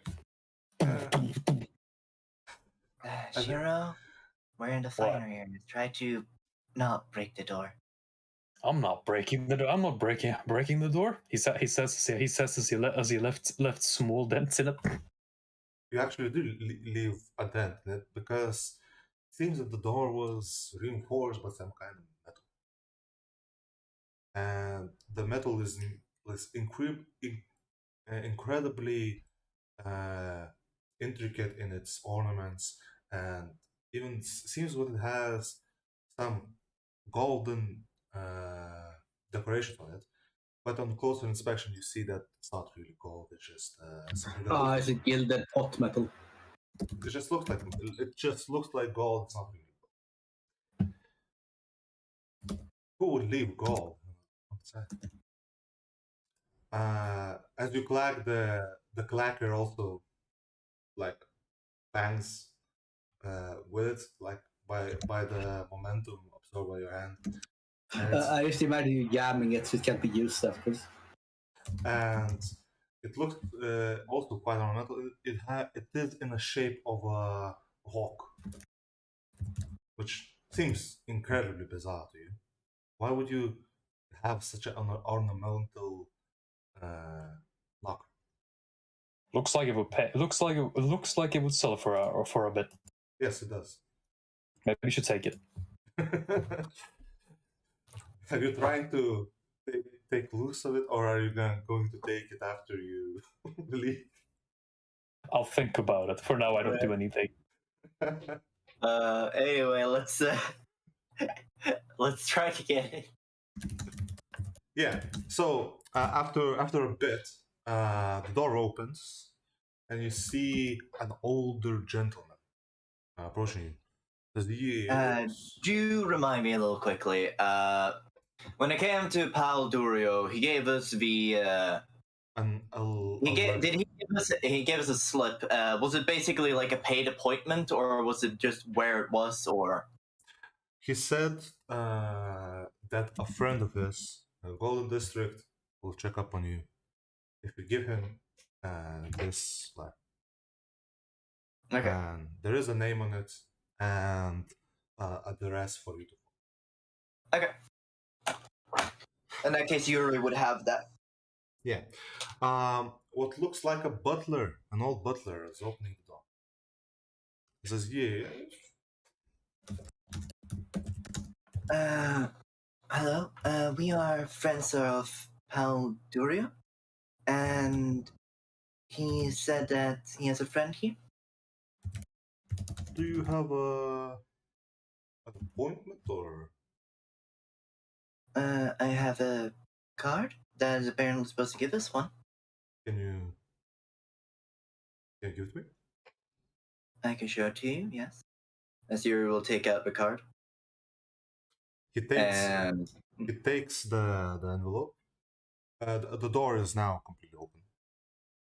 He takes the envelope, unbuttons his coat. Not coat, like the butler's jacket. Is it a jacket? Is it called a jacket? Suit. That's what it's called. Buttons his suit, takes his gloved hand into his inner pocket, and takes out what looks like a knife. It doesn't appear that he is going to attack you, but he's using an incredibly pretty-looking knife to open the envelope. And he does so. Inside of it, he finds a letter. Nice knife. Which he skims through and then looks suspiciously at you two. And says, "Follow me. My master is a bit busy, but he'll make time."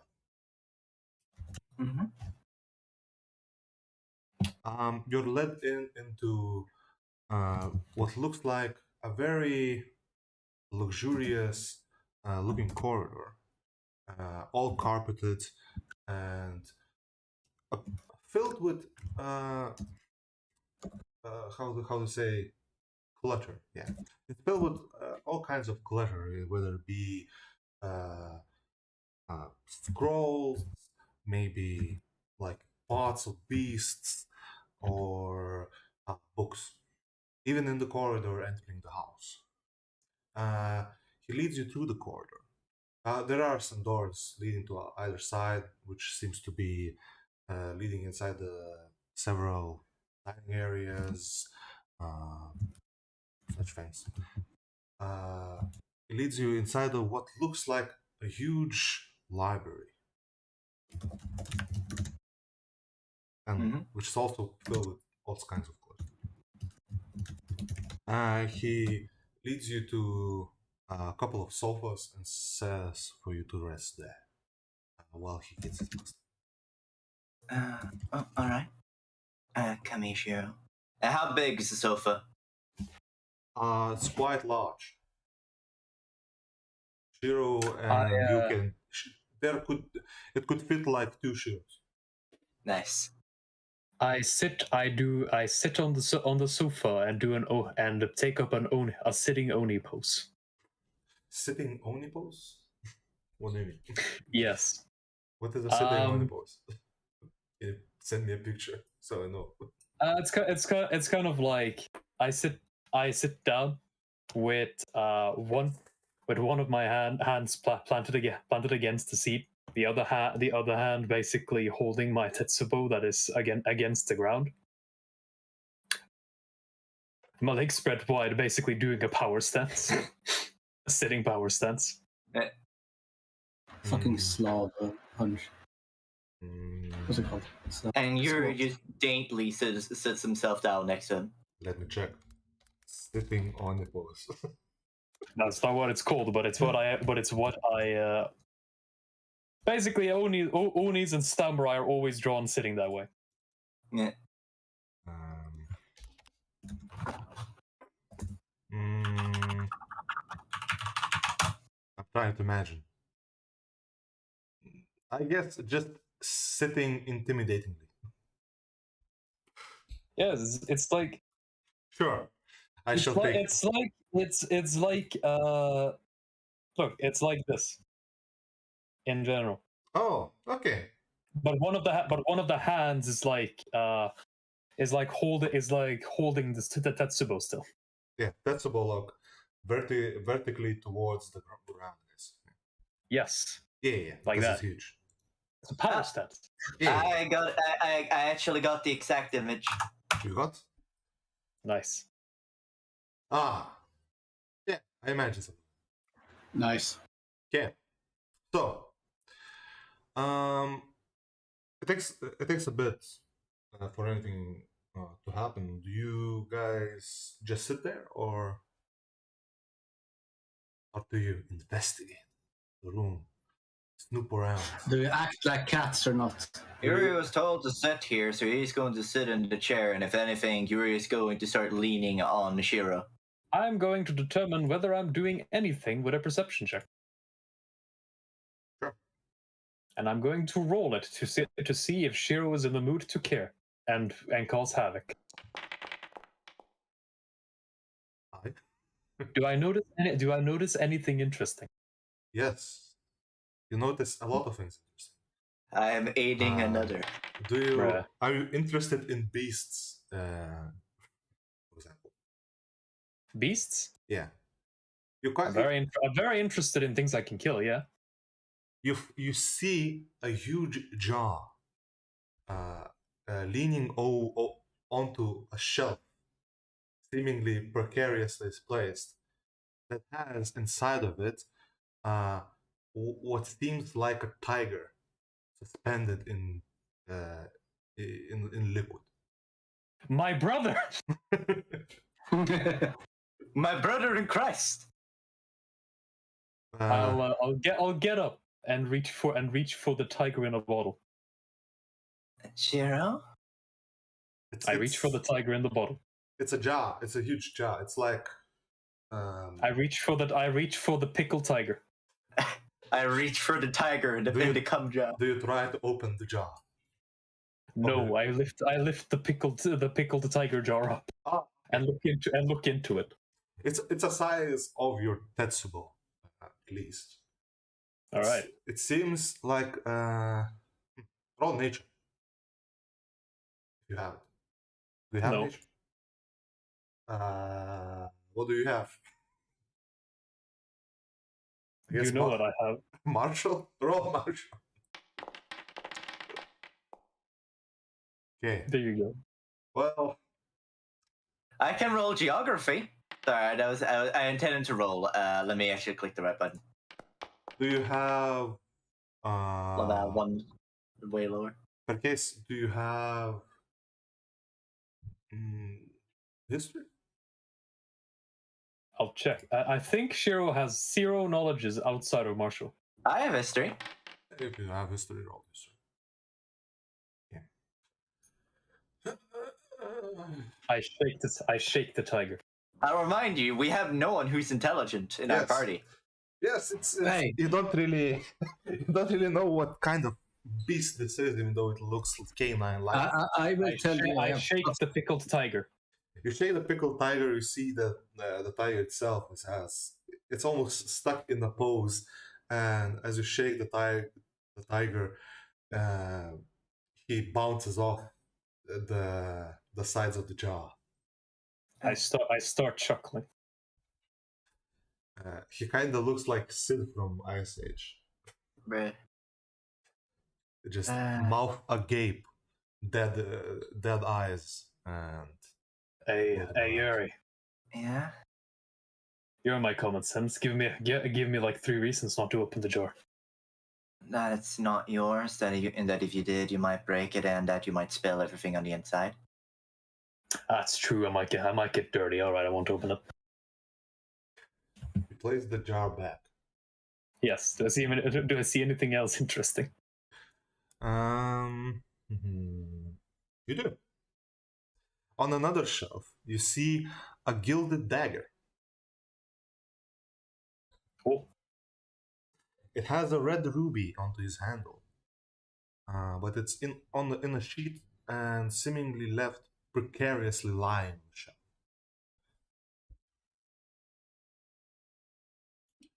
Okay. Do you take it?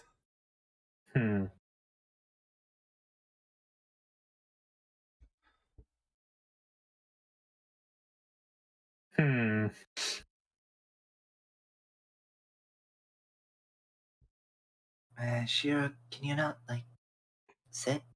We weren't supposed to sit and wait. I just imagine Shiro just looking at the dagger, sweating. No, I'm looking around. I'm not looking specifically at the dagger. I guess so. Yeah. You also turn it and start knocking down things by accident. You also see a round crystal, completely white, also laying on the shelf. It's not rounded. It has like edges to it, a hexagonal like shape with edges onto it. It doesn't look uniform per se. It's clearly in a sphere shape, if a bit elongated. Does it look like a skull? No, it doesn't look like a skull. It just looks like a round crystal. And on another shelf, there seems to be an egg. Scale. Okay, so here's the big problem, right? Yes. I wanna be a cheeky cunt. But there is a wizard in this house. Well, more than just there being a wizard. We live in the city. Yeah, you do. And also, I'm not a thief. I'm a bandit. I threaten people for the lunch money. Yeah. Also, you're sitting right there.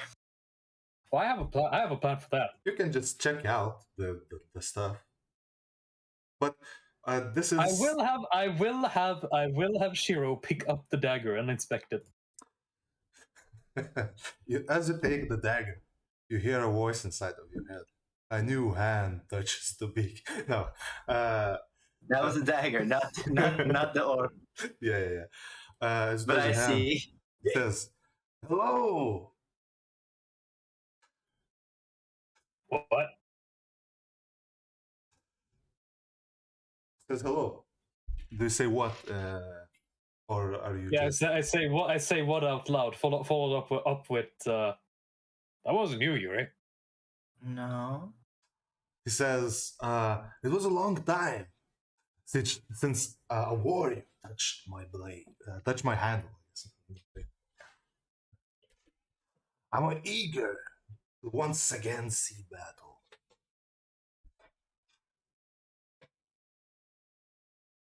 Do you respond to this, or just listen? I sat in silence for a moment, and then I turned back to Yuri and say, the dagger's talking to me. I'll mention this to you, Willow. Yeah. You see, if you have made this an intelligent item, yeah, intelligent items are incredibly strict about the alignments of the person that's allowed to hold them. Yeah. If its alignment is not exactly Gren's, specifically in the case of Gren, if its alignment is not evil, it's going to immediately slap him with a negative level for just holding it. Well, then it's probably you. Ah, great. It's an evil dagger. Thanks. A dagger's talking to me. He says, even little cunt. He never goes out and drives me out. He got me for, I don't know, like 20 years now. He just leaves me here, sitting on the shelf. I still looking at Yuri. I say it to it in my head. In my head. Okay. But Dagger's talking to you?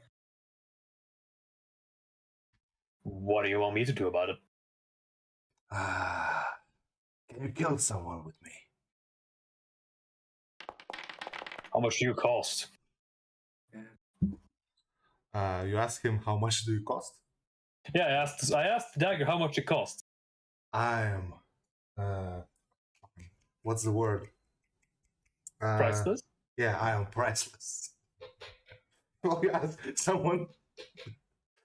I say, sure you are, buddy. But what would I have to pay the dude who owns you to get you? You can just take me. Even will not know. There's lots of junk laying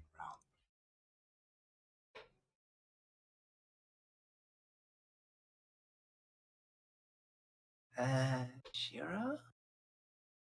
I've been looking at you, waiting for an answer. Yeah? Yeah, and I answered. I asked, "You're the dagger's talking to you?" Yeah. And by the way, I rolled sense mode to see if you could figure out whether you were okay. At which point he goes, "All right. What's it saying?" Wants to fight. That's pretty you to pick that up, to be honest. I know, right? I really want to keep it.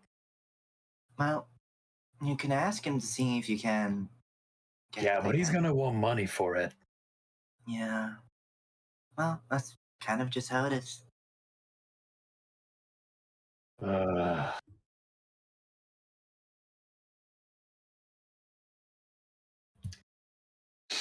I'd say. We're not taking it. Can we do? We can, but we won't. Why not? Because that's not what we do. Why not? It wants to fight. It has more use here. We can use it for good. It's still there, so you can't just take people's things without asking. No, normally no, but if it's for a good cause. It's for a good cause, but what's the good cause? The good cause is helping us bring good to the world. So what we do.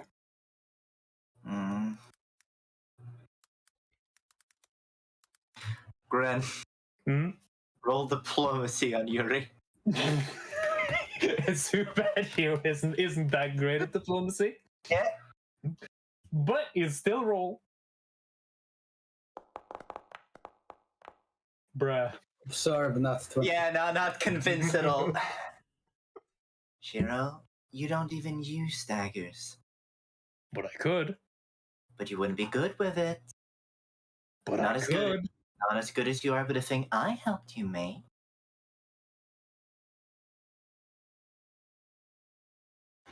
Shiro recognizes a trap when he hears one.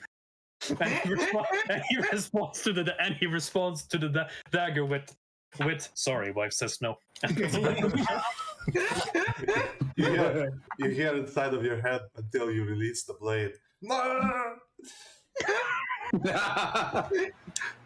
Sorry, mom says no. Wife says no. You should have told them we could start making like this pile of unused intelligent weapons in the corner. Oh yeah, did you bring the blood blade? Yuri made it about the Tetsubo. That was a trap. Shiro isn't dumb enough to walk into that trap. Did you bring the fucking blood sword? Not with us. No, it's back at home. Okay, I just wanted to ask. And I guess you sit down and wait for. And also, of course, Gren, as you put the object away, Yuri pats next to him for you to come sit down again. Mm-hmm.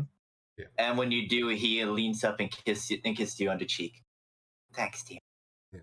You actually sit there for. I roll my Esco. I don't know. You sit there for quite a bit.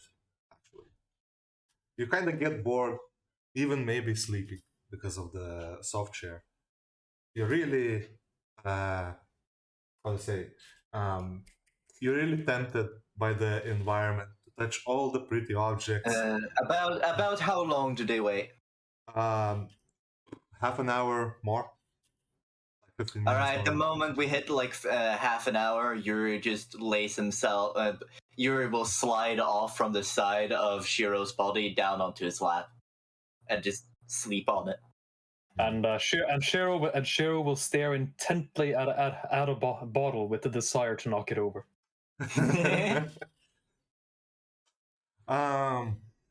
After 15 more minutes, you hear. Hold on! Before you do that, Yes.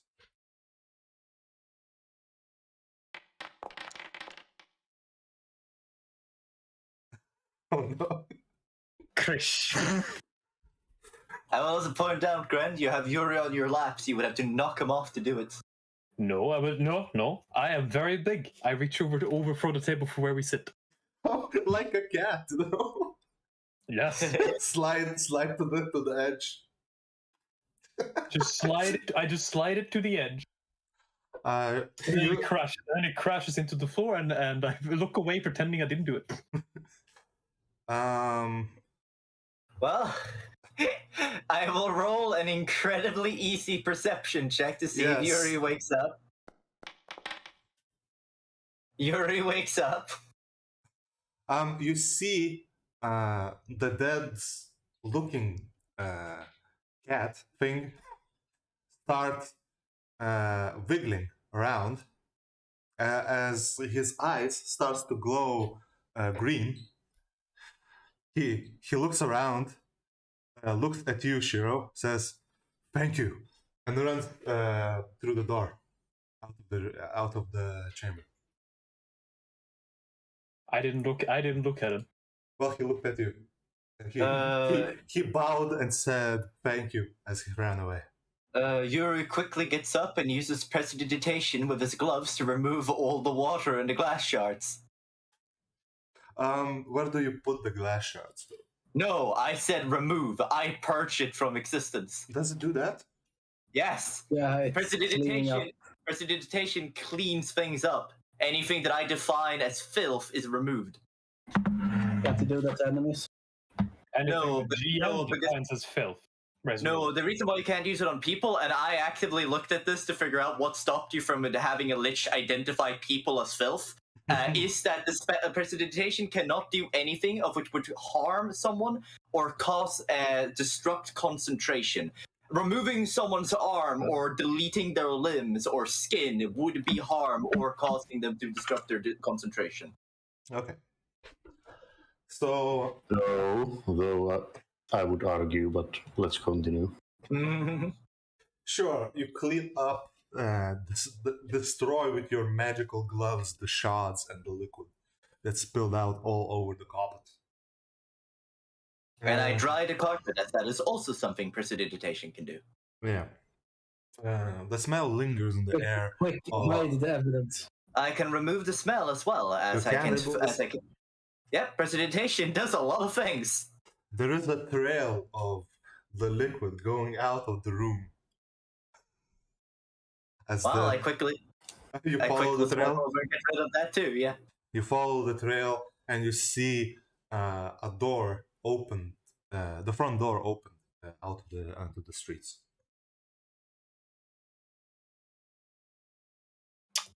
I see. I close the door. Okay, and you return, I guess, to Shiro. Yeah, not my problem.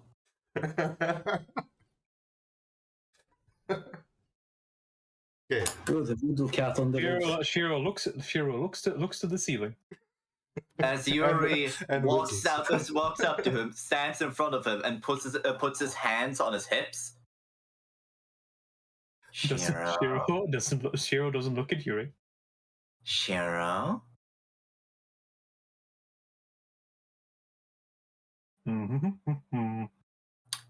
Shiro?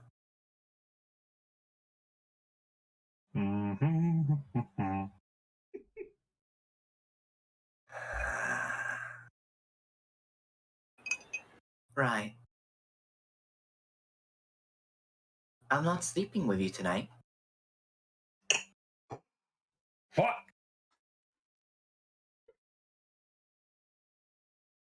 As he then sits himself down on the other side of the sofa, further away from you. That's fucked up. Jesus Christ, how fucking evil. Come on, it's just a small prank.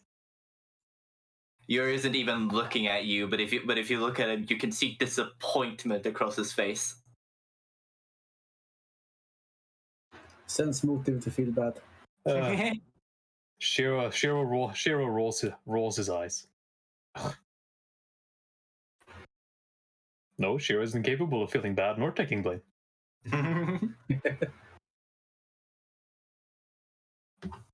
He can feel bad, just not guilt. He can't have a feel bad because he's not getting. Yeah, he feels very bad about not getting anything. Yeah. After about 15 minutes, I guess, you hear a loud closing of the door. And you hear a young man's voice saying, yes, let's check you out. Follow me. And you see this fella. Let me reveal him. Yeah, this guy. Who said young man? Yeah, he has a young complexion. And he has a young voice. He is indeed... his hair is white. He has a stubble, as it looks like in the picture. He is wearing what appears to be a suit and a cloak, and he has a staff in his gloved hand. And he walks past you, barely giving a glance to you, as if he has, as if he is in a hurry. All right. Do you follow? I guess so. Yeah. He leads you into a room that seems a bit more private. That is detached from the whole of the area with the library in it, with all the random junk scattered around. Though this room also has its own share of random junk and plants growing and jars filled with different biological creatures. This room seems to have more of them. There is also different skeletal remains, almost left in arranged in a, how do you say it, in a straight line alongside one wall, and it has a bookshelf. The center of the room has a desk and two chairs that he gestures you to sit on, as he sits on the other side of the desk, opening a journal. So when you say two chairs, you mean a chair and a barrel? Well, two chairs. The chair seems to be uncomfortable to sit for Shiro, but he can fit. I sit on the floor. You sit on the floor? Yeah. Sure. You take the chair a bit to the side and sit on the floor, which still makes you on the eyesight level with the Ivan. Yeah. He says, "Well, I guess Paul Durio finally got that. How do you call?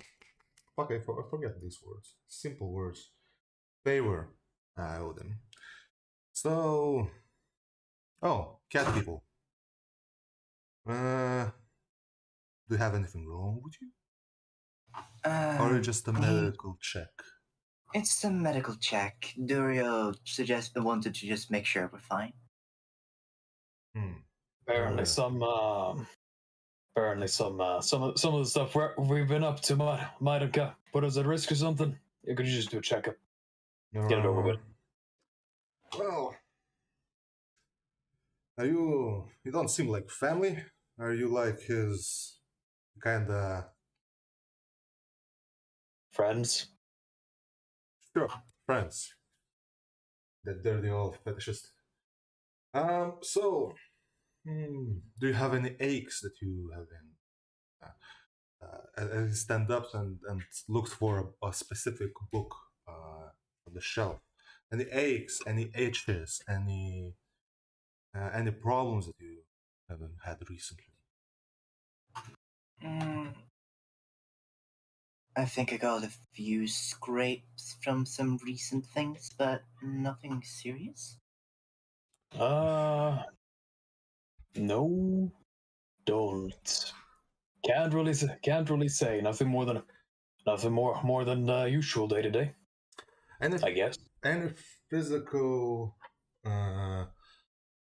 injuries that you need for me to take care of, or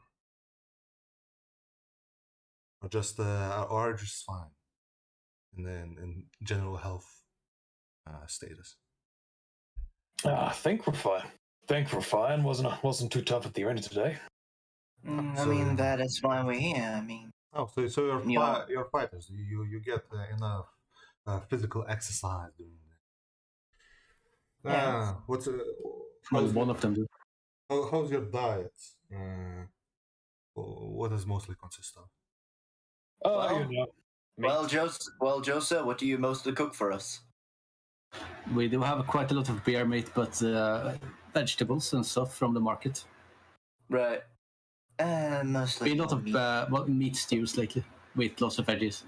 Mostly meat with vegetables. Not that many carbs, actually. Not a lot of carb. I guess we're lacking. Except for whenever she makes cupcakes and muffins. I guess we're lacking a bit of carbs in our usual diet. Lacking carbs. Well, you are cat. Well, how is your race called? Is it cat people? Cat folk.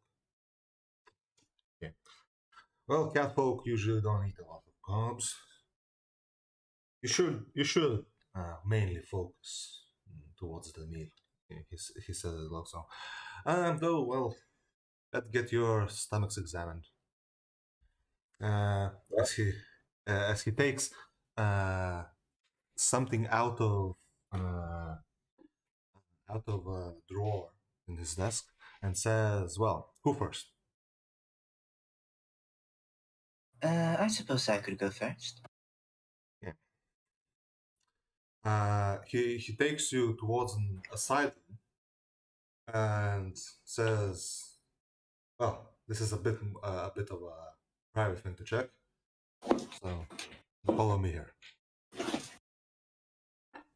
Oh god, don't tell me there's cat people hurling hairballs. So he leads you to a separate room, asks you to remove your pants and sit on the table and spread your cheeks. Yeah. You learned from the Arch Warhammer.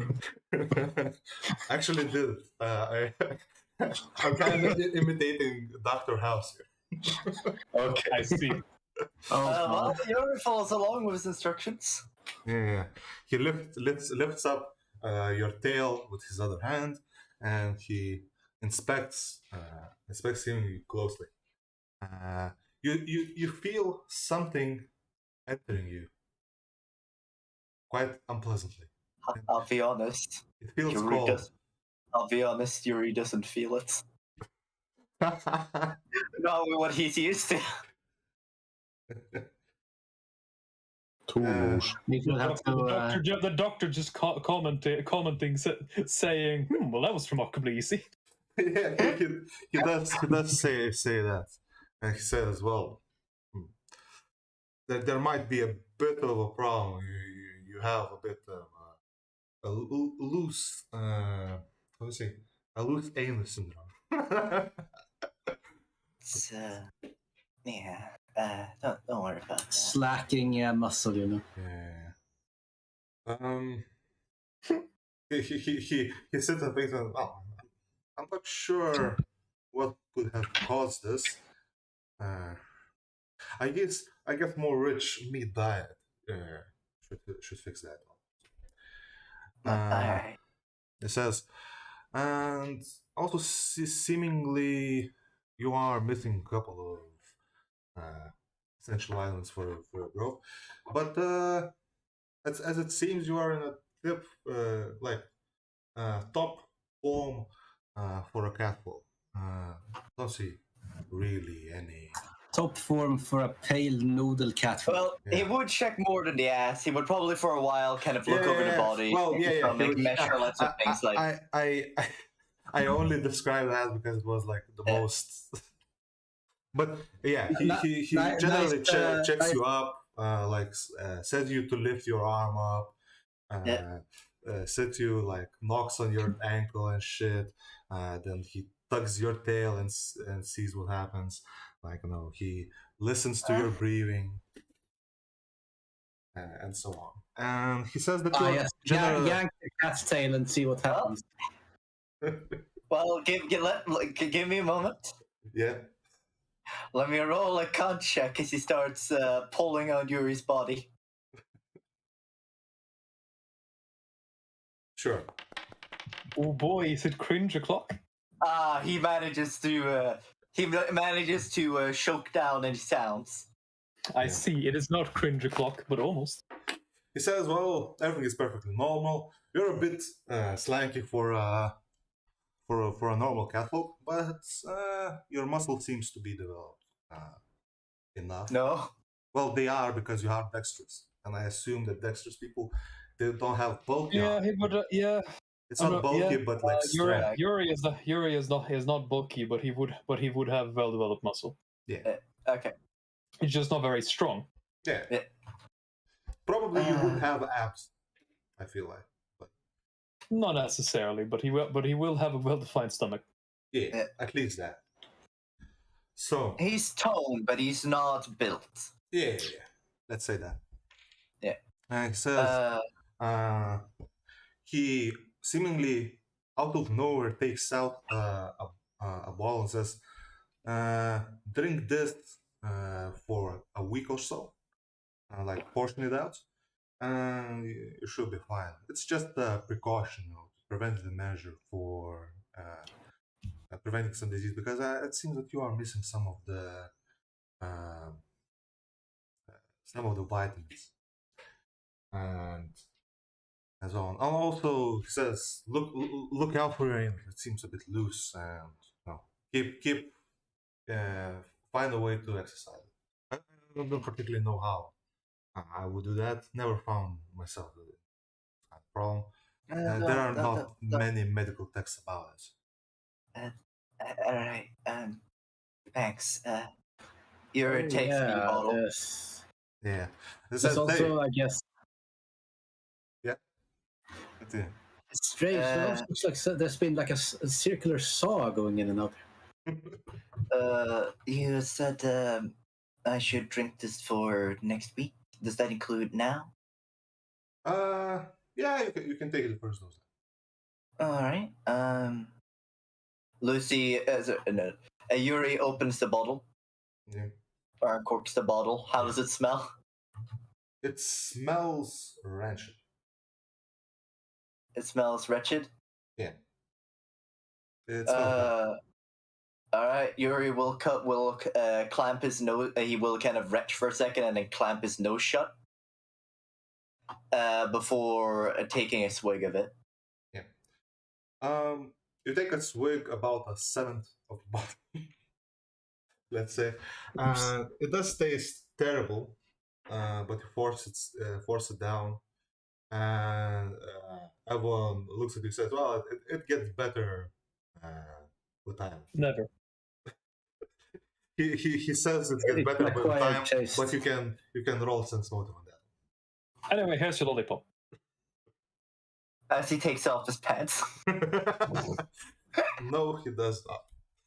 Let's see. Aw, what a fag. Then. Yeah, no. No.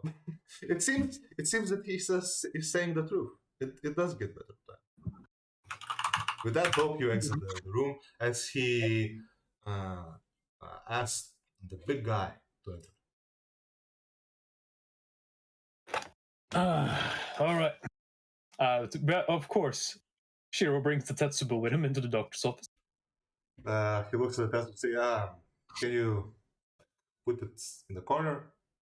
Be careful not to knock over the potions, fucking shelf. Oh, yeah, sure. So, yeah. What do you want me to do? Undress on your knees, spread your cheeks open, and it's...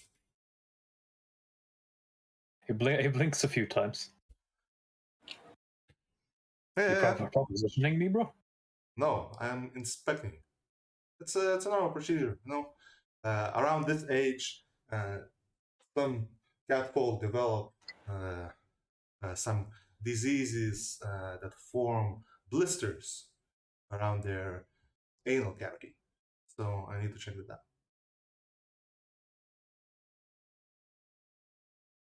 out. I'm gonna roll sense motive on him. You can roll sense motive.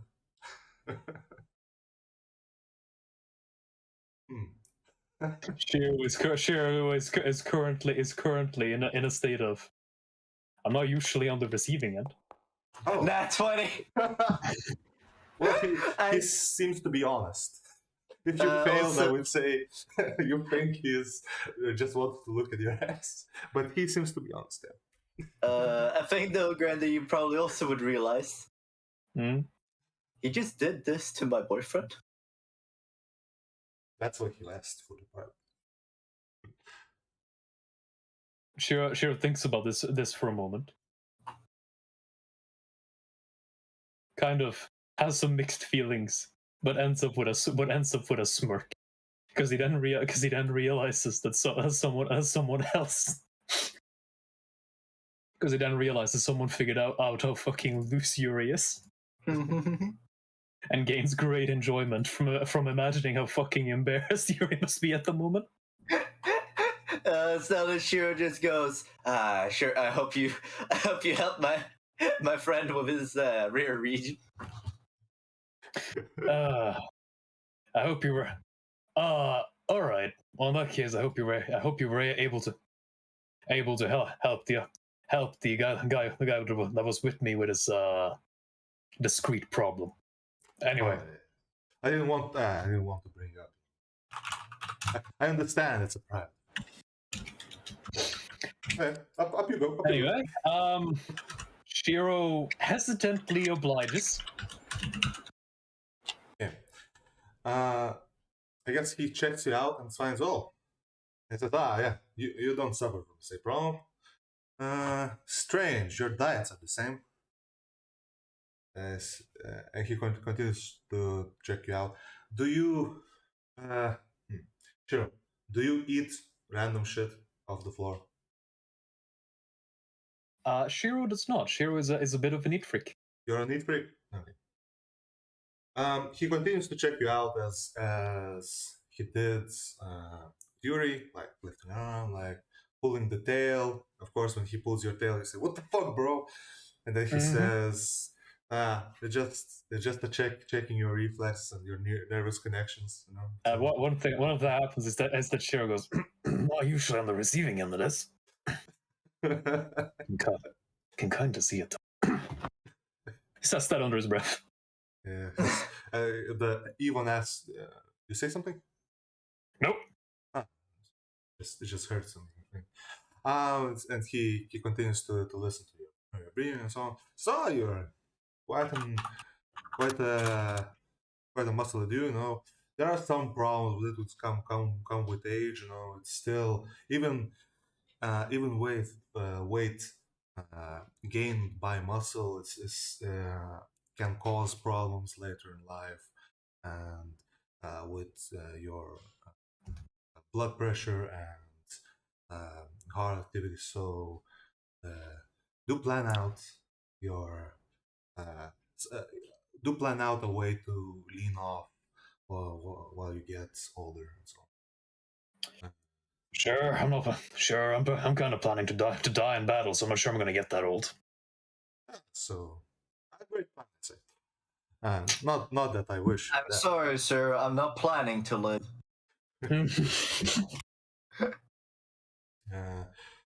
And he says, well, other than some cardio, I don't see anything else that you precisely need. Cardio.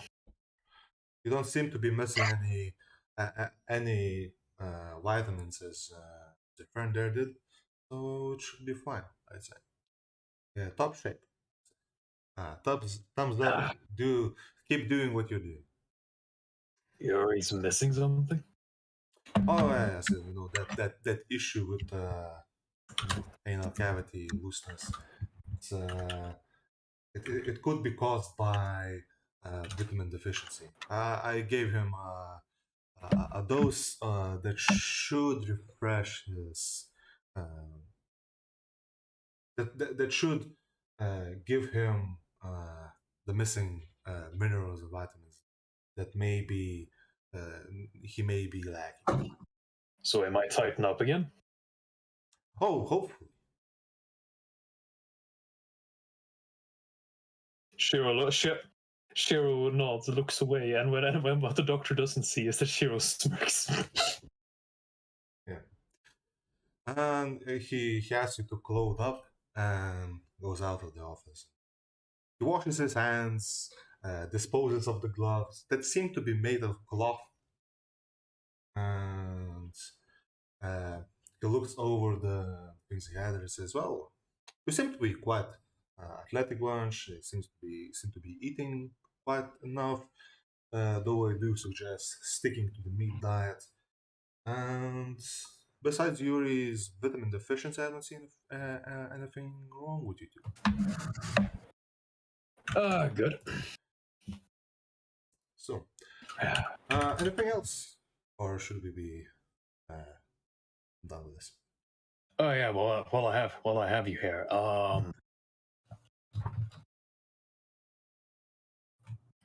Do you know the saying, curiosity kills the cat? I haven't heard of that. Common about from the catful. Even this book has something like that. Yeah. All kinds of cat-related, fucking, how do you say it? Prose, I guess. Yeah. Well, this cat got a bit curious, and I found that one of your daggers could talk. Oh.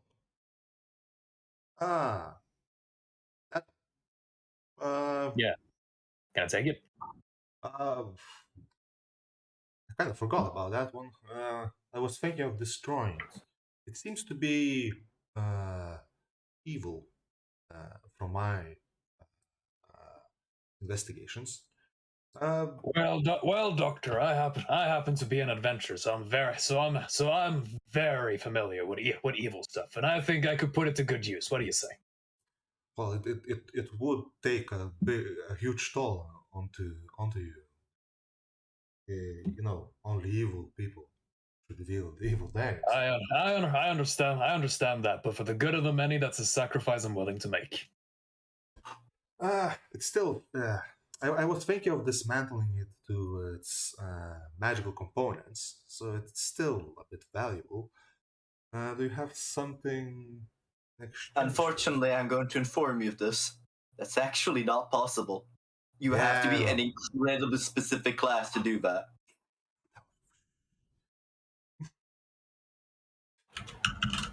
It's fine.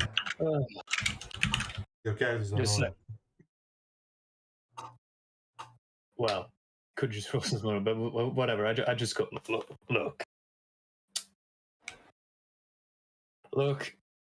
Just state a price, and don't rip me off, right? I'm not in short of money, but if you have some kind of arcane artifact. Well, you said you're able to identify items, right? Oh yes, of course. We got something. We do have a weird sword we want identified. Would you be willing to do that? Would you be willing to do that for us? And if you like it, you can keep it. We can trade. Sure, but I would more prefer knowledge. If you have any of those in your travels. I don't know. I don't know. There's You can tell him about the thing we investigated in the dungeons. well, there was, Imagine if you had. well done. Thank you so much. Down on the sewers below. There's the remains of a magical artifact that was going to create a hive mind of undead. Is that interesting? That does sound interesting. Is it still there? Can you retrieve it for me? I could retrieve it for you. It depends on its the quality of it. Currently doesn't work. Could probably fix it. Well, Other than that, we got the notes of the dude who made it. Oh, it would be probably better than the thing itself. Sure. Well, I'll come back later with the notes then, right? Sure. I'm gonna check out the notes, and if I find them useful, I will make a trade easily. I shall give. Let me think. I don't think she was currently carrying the big bag of stuff. No. No, Probably I think he left that. You're probably not carrying the encrypted note as well. Not at the moment, no. That would be in the big bag of stuff. Yeah. So he says, I will tell T and the town to wait, and whenever you're ready to make a trade, I'm here. Sure. All right. Well, after that, he goes, okay. Well, we're done here then. Yeah, I don't have anything else. I wanted to check you. You seem perfectly fine, and I have fulfilled the conditions of Paul Durian, and you seem to be happy with the examination, I suppose. Yep. Great. Good doing business with you, and the trade is still on the table. Yeah, and as Shiro leaves the office with a slightly better understanding of Yuri. So he would just stay in the office? He does stay. I mean, he would come out so he wouldn't come out to like lead us out. As you leave the office, he and the butler. In that case, alright, Yuri would go back in because he wanted to talk about something before he left. Oh, yeah, sure. There was one thing, by the way, we wanted to ask about. Oh. This was called the Gold District, right? Yes. Mm-hmm. We don't come around the Gold District very often, but I would like to ask if I'm sure that you would have it here, would you? And would you have a mage or an individual who sells magical objects in the area? There are a few in the Gold District, but I'm not really comfortable in sharing their contacts. Though there was one friend of mine that's entered the city recently. He was looking for a job. I couldn't give him a job here because he's a nosy bastard and steals stuff, but he might help you out. Huh? Would that be? He currently is staying in the Wilou district, and he gives you the address. It's an old colleague of mine. His name is Markham Skeever. Two Markhams? Monkham. No. Monkham. You should stop doing this. It's the same gnome. The gnome that the genie then will Holy mention shit, that. it is. It's Monken. Yeah. In addition to that, Yuri would also go after he's gotten like where that guy is. Yuri would also go. I mean, you are a friend. Thanks for that. But you are a friend of Durio. We are a friend of Durio. We could be trusted if you could tell us about the others as well. And I'll roll diplomacy for that. Damn! 31. Ooh.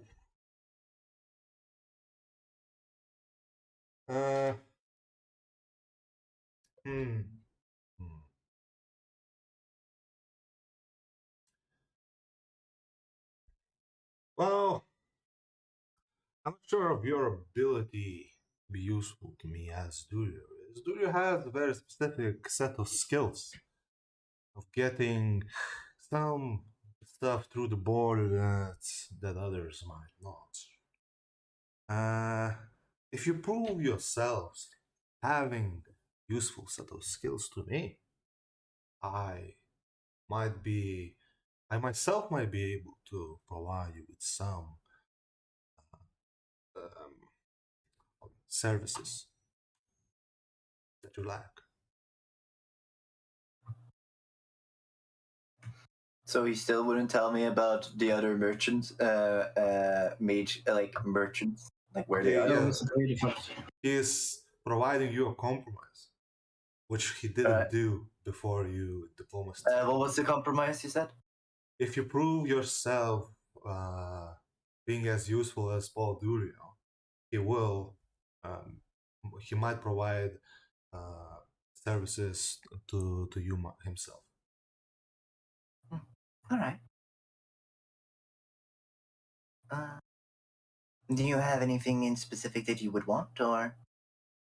Well, first of all, I'm quite interested in the magical apparatus that creates the undead highway. The guy made it. Oh? As Yuri will immediately side-eye Shiro.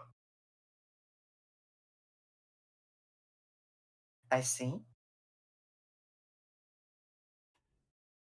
So? Well, we'll see. He smiles and waves you. Mm-hmm. As you leave, you meet with T and the butler, and he leads you out of his luxurious house.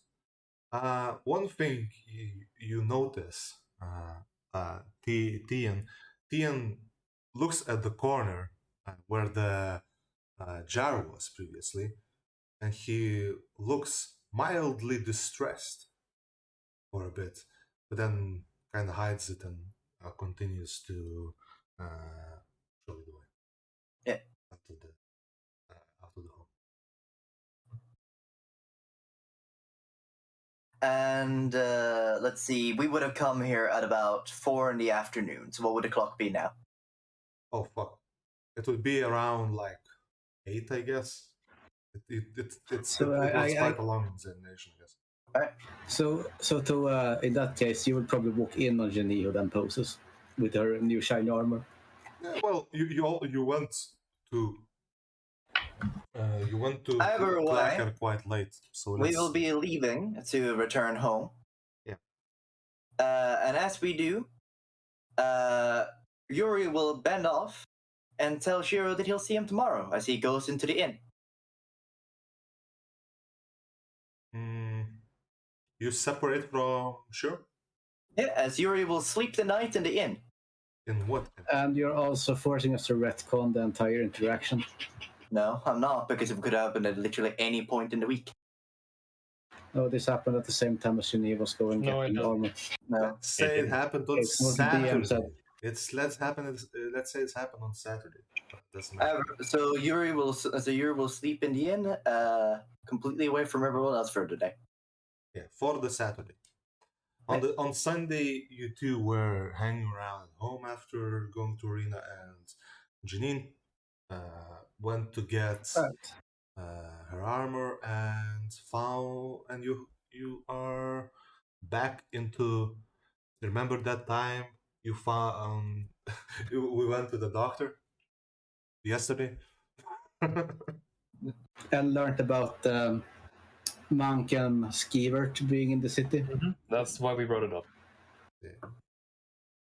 Yeah, that makes sense. You brought it up because, oh yeah, that one thing we forgot to mention because I was so distressed that Yuri went to sleep alone without me. I wasn't. No, sure wasn't distressed. He was more akin to what's the word? The word is exasperated. Yeah, that's why you didn't bring up Markham's Cure. It's easy. Yeah, it writes itself. Only thing you did was gather the notes. Yeah. So now it's the late afternoon of Sunday. What do you do? So wait, he's actually here in the city as well? Yeah. Huh. And And even have here in this the lower address. district.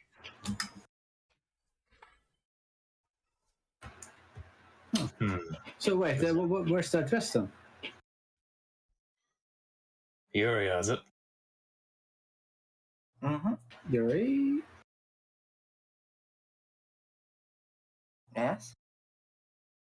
You got the address, the medical boy, medical gnome. Yeah.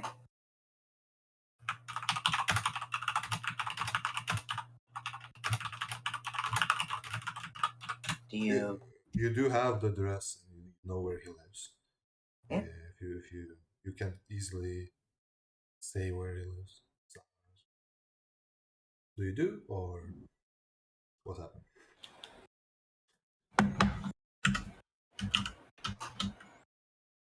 I mean, do we want to go and visit him? Like, yeah. What are you trying? What do you guys? Well, the point was to find a mage that might be willing to work with us. yeah. I'm also interested if the address leads us back to Clacker.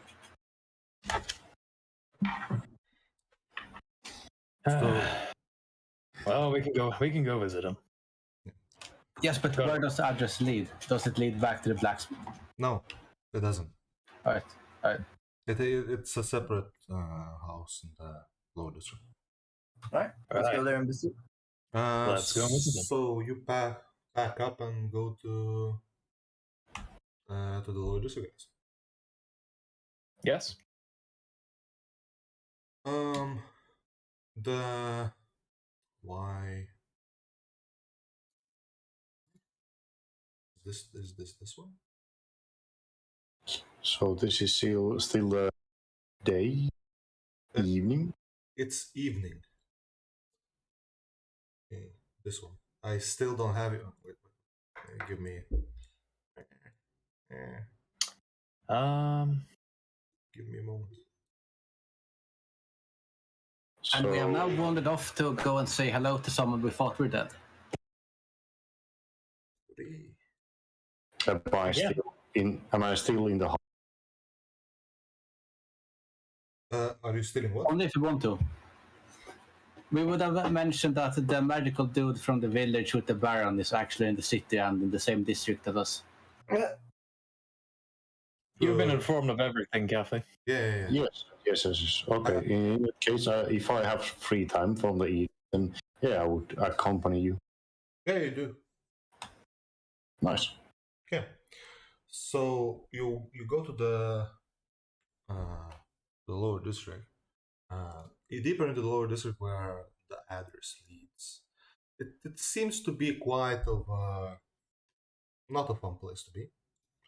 It's a bit run down and such.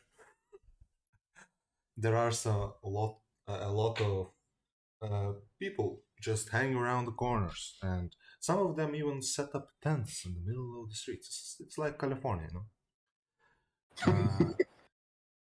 These people seem to be peculiar.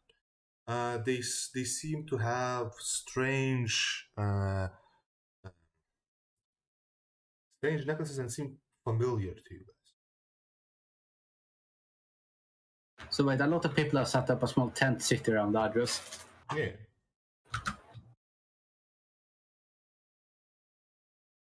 It's they seem to be they seem to have strange necklaces that seem also familiar. You can roll memory if you want. Can you necklaces? Maybe religion symbols. You can roll with religion to figure it out. Gren can indeed take a 10 on auto hypnosis and remember. You can do that also. Jenny attempts to remember. 16. Remember. Yeah, these seem to be the folk from Autograph. And Volka, you do notice that they do have the strange, like paganistically looking religious symbols from Autograph itself as well. Okay. Oh, hey, this weird. Did you also see that some of them recognize you and look at you suspiciously, and there is a guy that approaches you and says, "I know you." You do? Well, yeah. Yeah.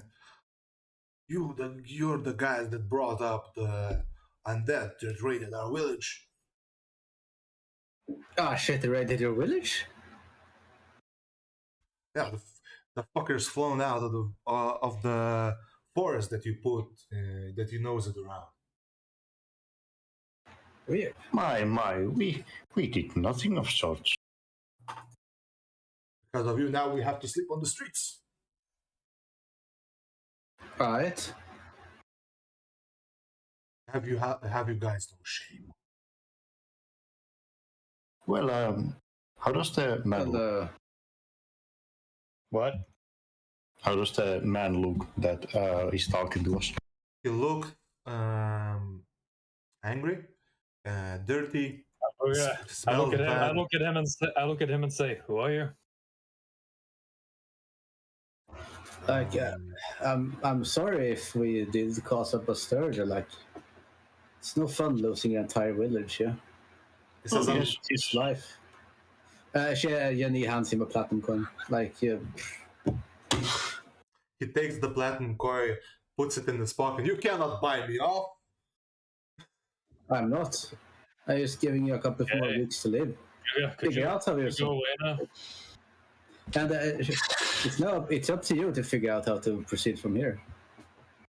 Why should you? Everyone should know that you are the guys at fault. That's happening now. What did we do? You brought the undead menace out of the forest. You caused this whole catastrophe. I mean, you can blame us if you want. We just did a job. Yeah, like we were hired by your lord, so you can blame him. That rotten, that baron. He shouldn't have brought any outsiders. He's himself is an outsider. I was just about to buy him a slave for a couple of silvers, and this nigga slaps a platinum coin in his hand. Fuck.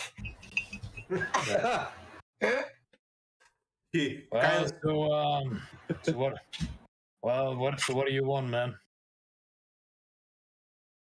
I just want you to know how many lives you ruined. Okay.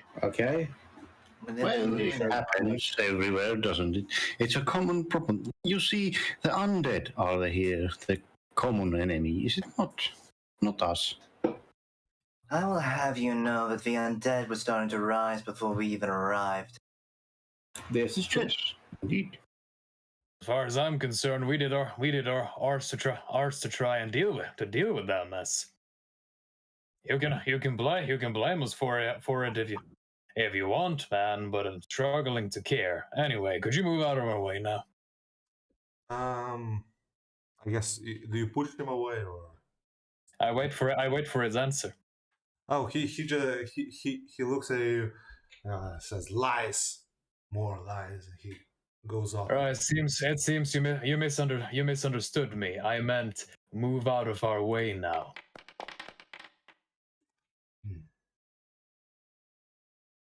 He, as you look at him with what seems to him to be murderous intent, he kind of freezes in place and then quickly moves off. Bursts like a dog. Yeah, quickly moves away from your path. And then I start walking forward. Yeah. And then I just say, ugh, beggars. I guess you're correct. I guess you're right with one thing. Your undead things quite evil. Oh yes, undead are inherently evil. Well, it was. Yes, sure they are. Well, anyway, let's find Mike. Oh, we should have asked that guy where he is. Oh, well, we know the We have an address, right? Yeah, we'll find it. Yeah, you go to the house where you seem to think Malcolm is by the directions you got from heaven, and you knock on the door, I guess, or do you just break the door down, Knock. burn down the building? Okay. Knock. Hey, we're looking for a gnome with magic fingers, Ian. You go inside, you find the gnome. Seemingly just no, okay. You knock at the door and you find the door not locked. It seems that it, like, when you knock at it, it opens up inside. There are some people inside, but you do see a gnome sitting at a table, seemingly managing something. With a bag of coins and so on. It seems to be talking with a bunch of other people. Hey, Willow. Yeah. As we're seeing him again, could we roll a new perception check to notice the mark that we missed last time? Sure. Alright, I'm aiding another on Gren because my perception is hot garbage. My perception is a +5. So, Gren, you get a +5 on your roll. Also detect magic.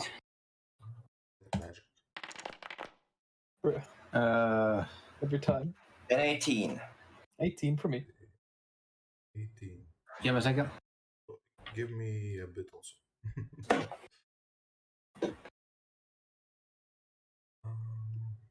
I always roll like garbage in this game.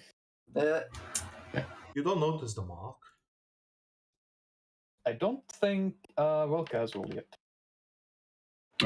What? Sorry, yeah. What was the roll? Perception check to notice the mark. But Velka has already noticed the mark previously, but she didn't mention it. Oh yeah, true. Yeah. Well, anyway, I got an 18. Yeah, you don't notice the mark, but you do hear what they are talking about. Right.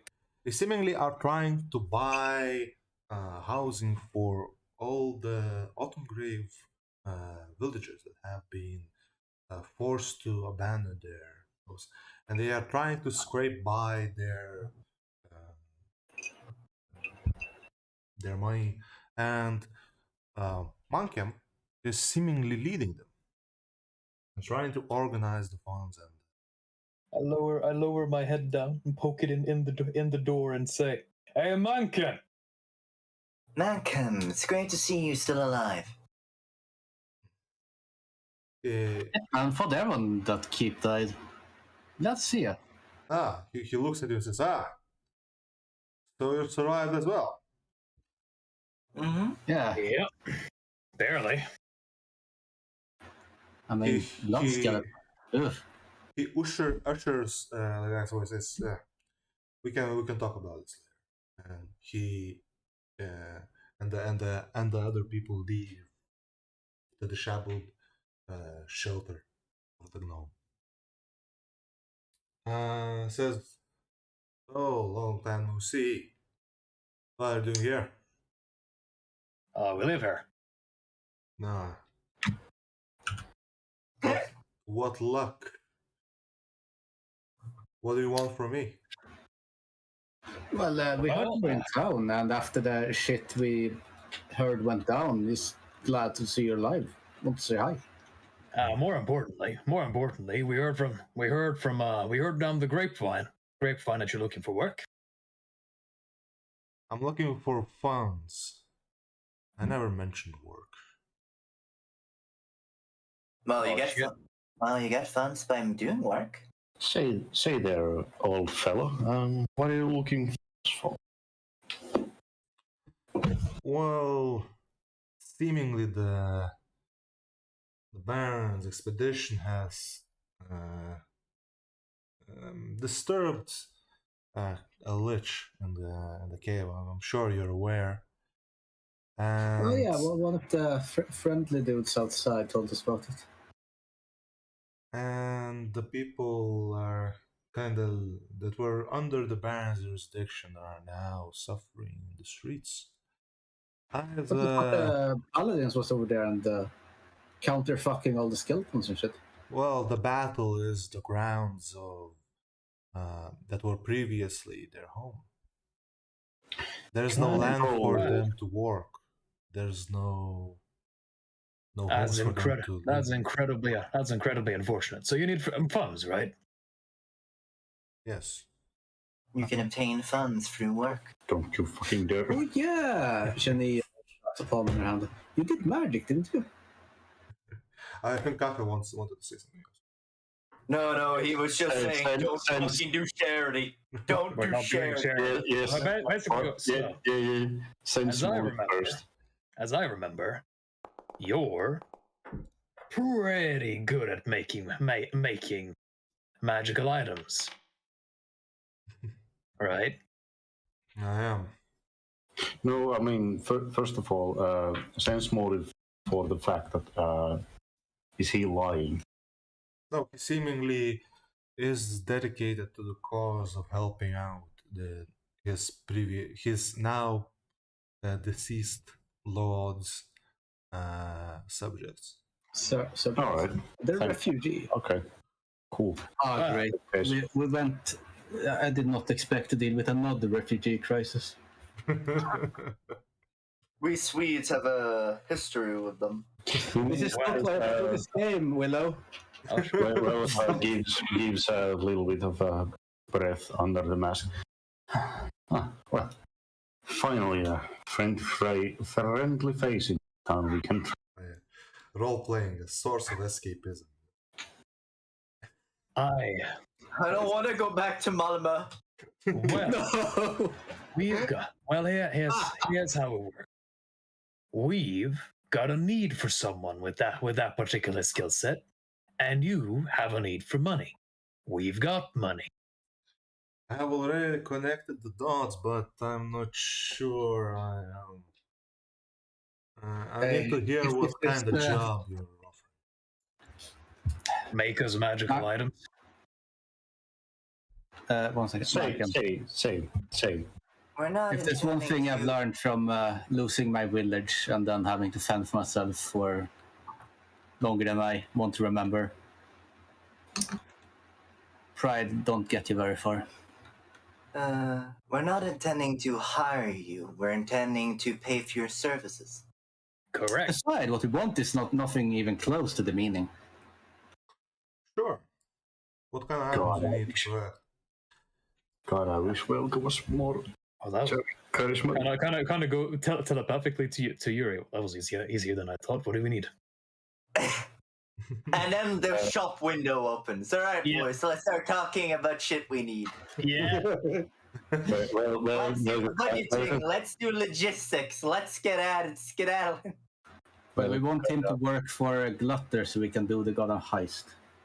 We can do that later, but for now we need items ourselves. We can talk now that we know he's here and he is a mage, a mage and item crafter. We can then go to Glutter and tell him about Mankin, and then Glutter can contact Mankin himself instead of us setting it up for him. Well, wouldn't you want setting it up? We could purchase, then set it up afterwards and say, oh, by the way, by the end. But for now, let's look at shit we need. Yes, let's make some commissions. Under the mask, Welka will quite shyly. What is your tasks here exactly? What do you mean? I What have is your purpose? I have taken To help people? I have taken a vow to my Baron to help the dying people of his lands. If he is not able to do so, I'm here to fulfill that vow. I'm here to ensure they can safely live here, even without my direct intervention. In that case, I do not think this town is safe. Oh, definitely not. Would you take interest to, because we have a same goal, if you don't mind, would you join with us? We do. Well, our house is not big enough. You know that, right, Velka? First of all, I need to finish up my. What the fuck are you planning to do, Kafe? We have nowhere to play. We have nowhere to take him with us and all the people he wants. He's a magic crafter. Yeah. And he also has like half the village outside his door. He's not going to come with us to live anywhere, so long as he still has a bunch of villagers to take care of. Oh, he has escaped, and this town is soon to be finished anyway. So We have. Doesn't matter to him. Also, Kafe, I also want to point out, we in character have no reason to believe that at all. Yeah. Not at all. As far as you're concerned, well, In character, our best assumption is the best thing we'd know is they might lose the fight against the undead, and then this place will be overrun. But that is a big maybe. yeah. Both in and out of character for me. No. Next step is doing the heist. In character, Velka is very paranoid person and as well. So just to make clear the history of like Paladin, because this is not the first rodeo the Paladins go into. They have their stations here because this is a constant thing. There are monster invasions, like orcish invasions are happening like once in a while, and the undead also show up once in a while that they need to be exterminated. And Lizard folk, everything. all right. So basically, Velka is asking, would you rather trust us or the city? well, he doesn't think there is any reason why the city will fail. But by the way, To be honest, neither does Unique. She would also like, well, city falling. By the way, Willow, just a thing. I was looking at the party loot and I noticed something. The masterwork longswords, their gold value should be 15, it should be 300. Yeah. It was literally the first thing I brought up this session. Yes. That was the beginning. But I basically just go, well, I don't know. If you want, I don't know what grandma's talking about, but yeah, we just need you to make shit for us right now. The paladins are coming for us, low folk. You saw the mice. I saw them looking at us like everyone from the Gold District does. Yeah. Grandma, just because someone is 2 meters tall, is clad in heavy plate mail that seem to radiate a sense of safety and destruction, doesn't mean they're out to get you. Oh, you youngling. You will learn one day. You will learn. Okay, Grandma. Yeah. Okay, Grandma. Maybe you should go back to retirement home. Tell you what, I guess let's do DRP first, and then we can do like purchasing and talking about items we want by like the end of the session. So Let's do that. Well, anyway, he definitely won't have anything right now, so we're just making commissions, basically. Yeah. So He doesn't even have a workshop, so no. Yeah. But I basically just go, okay, and now that that's out of the way, we do actually have a proposition for you. Yeah. Can you give me 1 minute? I want to turn on the lights. No, we cannot give you a minute. Well, that's the best. but you can take a minute. Yes. The party should also like give him a rundown on how to best not fuck up in the lower district of the city. I don't know. I don't know. I'm back. Don't be a fucky wucky. Oh, that was fast. Or to put it in the other way, let's become his guardians for a fee. No. Oh, okay. No. What are you trying to? Nothing. So You want Mankem to to be your like item crafter. We have already established we want him to make items for us, but that's not what we're about to offer. Yeah. What are you about to offer? Okay, you offer them. We have a proposition for you, actually. Yes. We have a friend of ours who was looking for a mage or someone who can be substitute for that.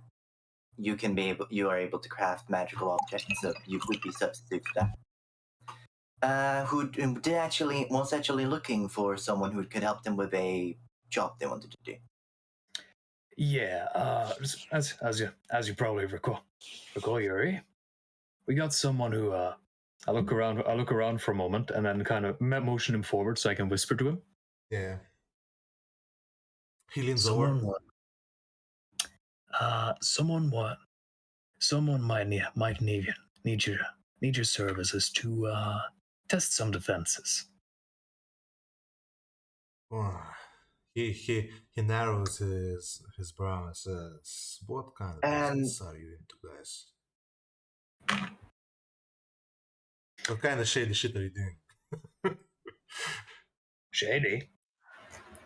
Well, it's not like we can talk about it openly. It's pretty secret. Yes. Well, I can't start doing any shady things before I have finished the conditions. Well, you for needed my funds, did you know? Yes, but Listen. This would be going against my vow. It's not that I wouldn't join. No. Hold on. We're not personally asking you to do it. What we're asking you is whether or not you'd be willing to hear the guy who's hiring us out. Sure. So we'll set up the two of you to meet and talk it out, and from there you can decide whether or not you want to join. How does that sound? Sure, I'm willing to hear out. Good. Right. Do you want him to meet you here, or do you want him to set up a meeting place, or how do you want to do it? Knowing him, he'd preferred if he came and visited him at the usual spot. He looks at you and he says, "It's the Greasy Dragon, isn't it?" How did you know? Well, it seems like a shady place. How do you know this? He says it seems like a shady place, and I heard there are people that can help me out there. I was about to go there myself. In that case, when you go there, ask for a. Just when you talk to the bartender, ask for a glutter, and tell him we sent you. Yeah. Sure, I shall. Also, here, let me give you some masterwork sources. We got some. Actually, yeah. You wanna? I don't have money to buy. I heft the big bag of bullshit over my shoulder and off my shoulder and say, "Anything in here you want?"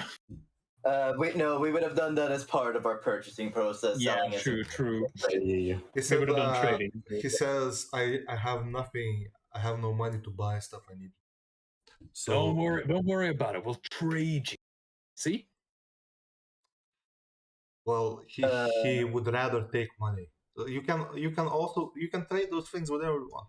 Like you don't need to like. Sure. Then we I just thought they'd be useful. They'd be useful when I look around to all the people. Well, I'm not making them into mercenaries. Well, we got more than that. No, of course not. We're farmers. Like you don't just. Oh yeah, we can just sell it anywhere else. It doesn't matter if we're able to. If he says we can basically just sell it anywhere, we can just sell it anywhere. Yeah. But yeah, anyway, well, just go. Well, we honestly, we've actually gone 4 hours now. I think, just about. You have gone for 3 hours. Okay. We can end here actually. This is a good pausing point. That's a good round off points. Talk about commissions. Yeah. Hello. Can we even do enough that he has already said that he can't do any items? No, he said he could. He actively said he could. Yes. Did he? Wait. Yeah, he can. He will use his profits to buy the equipment he needs to raid the items. You will pay the full price for the item, and he makes a profit. He buys with the profit. He buys the instrument to create the item itself. Exactly. If he is a dedicated item crafter build, he is able to make items pretty fucking cheaply. He'll use that in order to make a profit. And then he'll use that profit to support all of the people here, because he'll be able to support all of these fucking poor fucking refugees with a very, very small part of what we give him. Yes. Yes, indeed. And my point was to make it as part of party, as our personal item crafter, to elevate the city further and elevate his causes further. Because our ideology aligns sense. So, well, it's currently a case of we would say to him that we want him, that we would probably want to take his services later on as well. Mm-hmm. And we would like to set up a situation where we can continue to rely on his services. But he isn't currently in a position to dedicate himself to anyone except himself and the people he's meant to protect. Yeah, that is very, very understandable. Also, he has a prime opportunity here, since the one mage that usually was that the lower districts had access to is gone. That is immediately going to create rumors that he did something about him. One thing. Before we start arguing about things, he also says there is one thing. It's seemingly a lot of property in the lower quarters is bought up by some one guy that doesn't want to sell, and I'm not sure whether I can make him sell, because for me to complete my vow, I need to provide these people with new housing and set them up for success. Well, if you want to, if that would sweeten the deal for you, we could investigate that matter for you. Yeah, I heard people call him, I believe, Kedler. You need just puts her face in the palms. I see. Really? So, yeah. If you could talk him into selling me some properties. So long as you understand, we might have to pull you into the whole ordeal. Yeah, a favor for a favor. All right. What do you think, there? Think you could talk the grouchy old fool into doing something? I could try. Seem you know him. Yeah, well, you said it yourself. He owns most of the property in lower districts, right? He owns our house.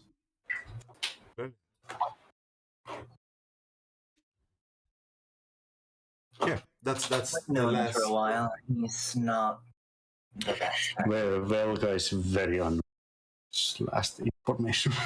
What? Very what? Annoyed. Oh, yes. Well, it's kind of a thing, Kafe, where you might consider it their home, but Shiro and Yuri are so accustomed to traveling that even though they've stayed in that place for quite a while now, it's still difficult to consider it their permanent home. Yeah, I know. It's there was investment made before. Jenny is very happy to call it her home, but she's just as used to calling a ditch her home as well. So. Okay. And the last thing we'll do after we place commissions and so on. I assume we walk away and prepare for next session. At which point Shiro will say, "Sorry, there. Seems like we'll be delaying that trip a little." That's fine. I think Janine is the one who's going to be more stressed out about it. Yeah. Okay, and I'm gonna end the stream here then. Okay. Yeah. I hope you all enjoyed. Willow, to make it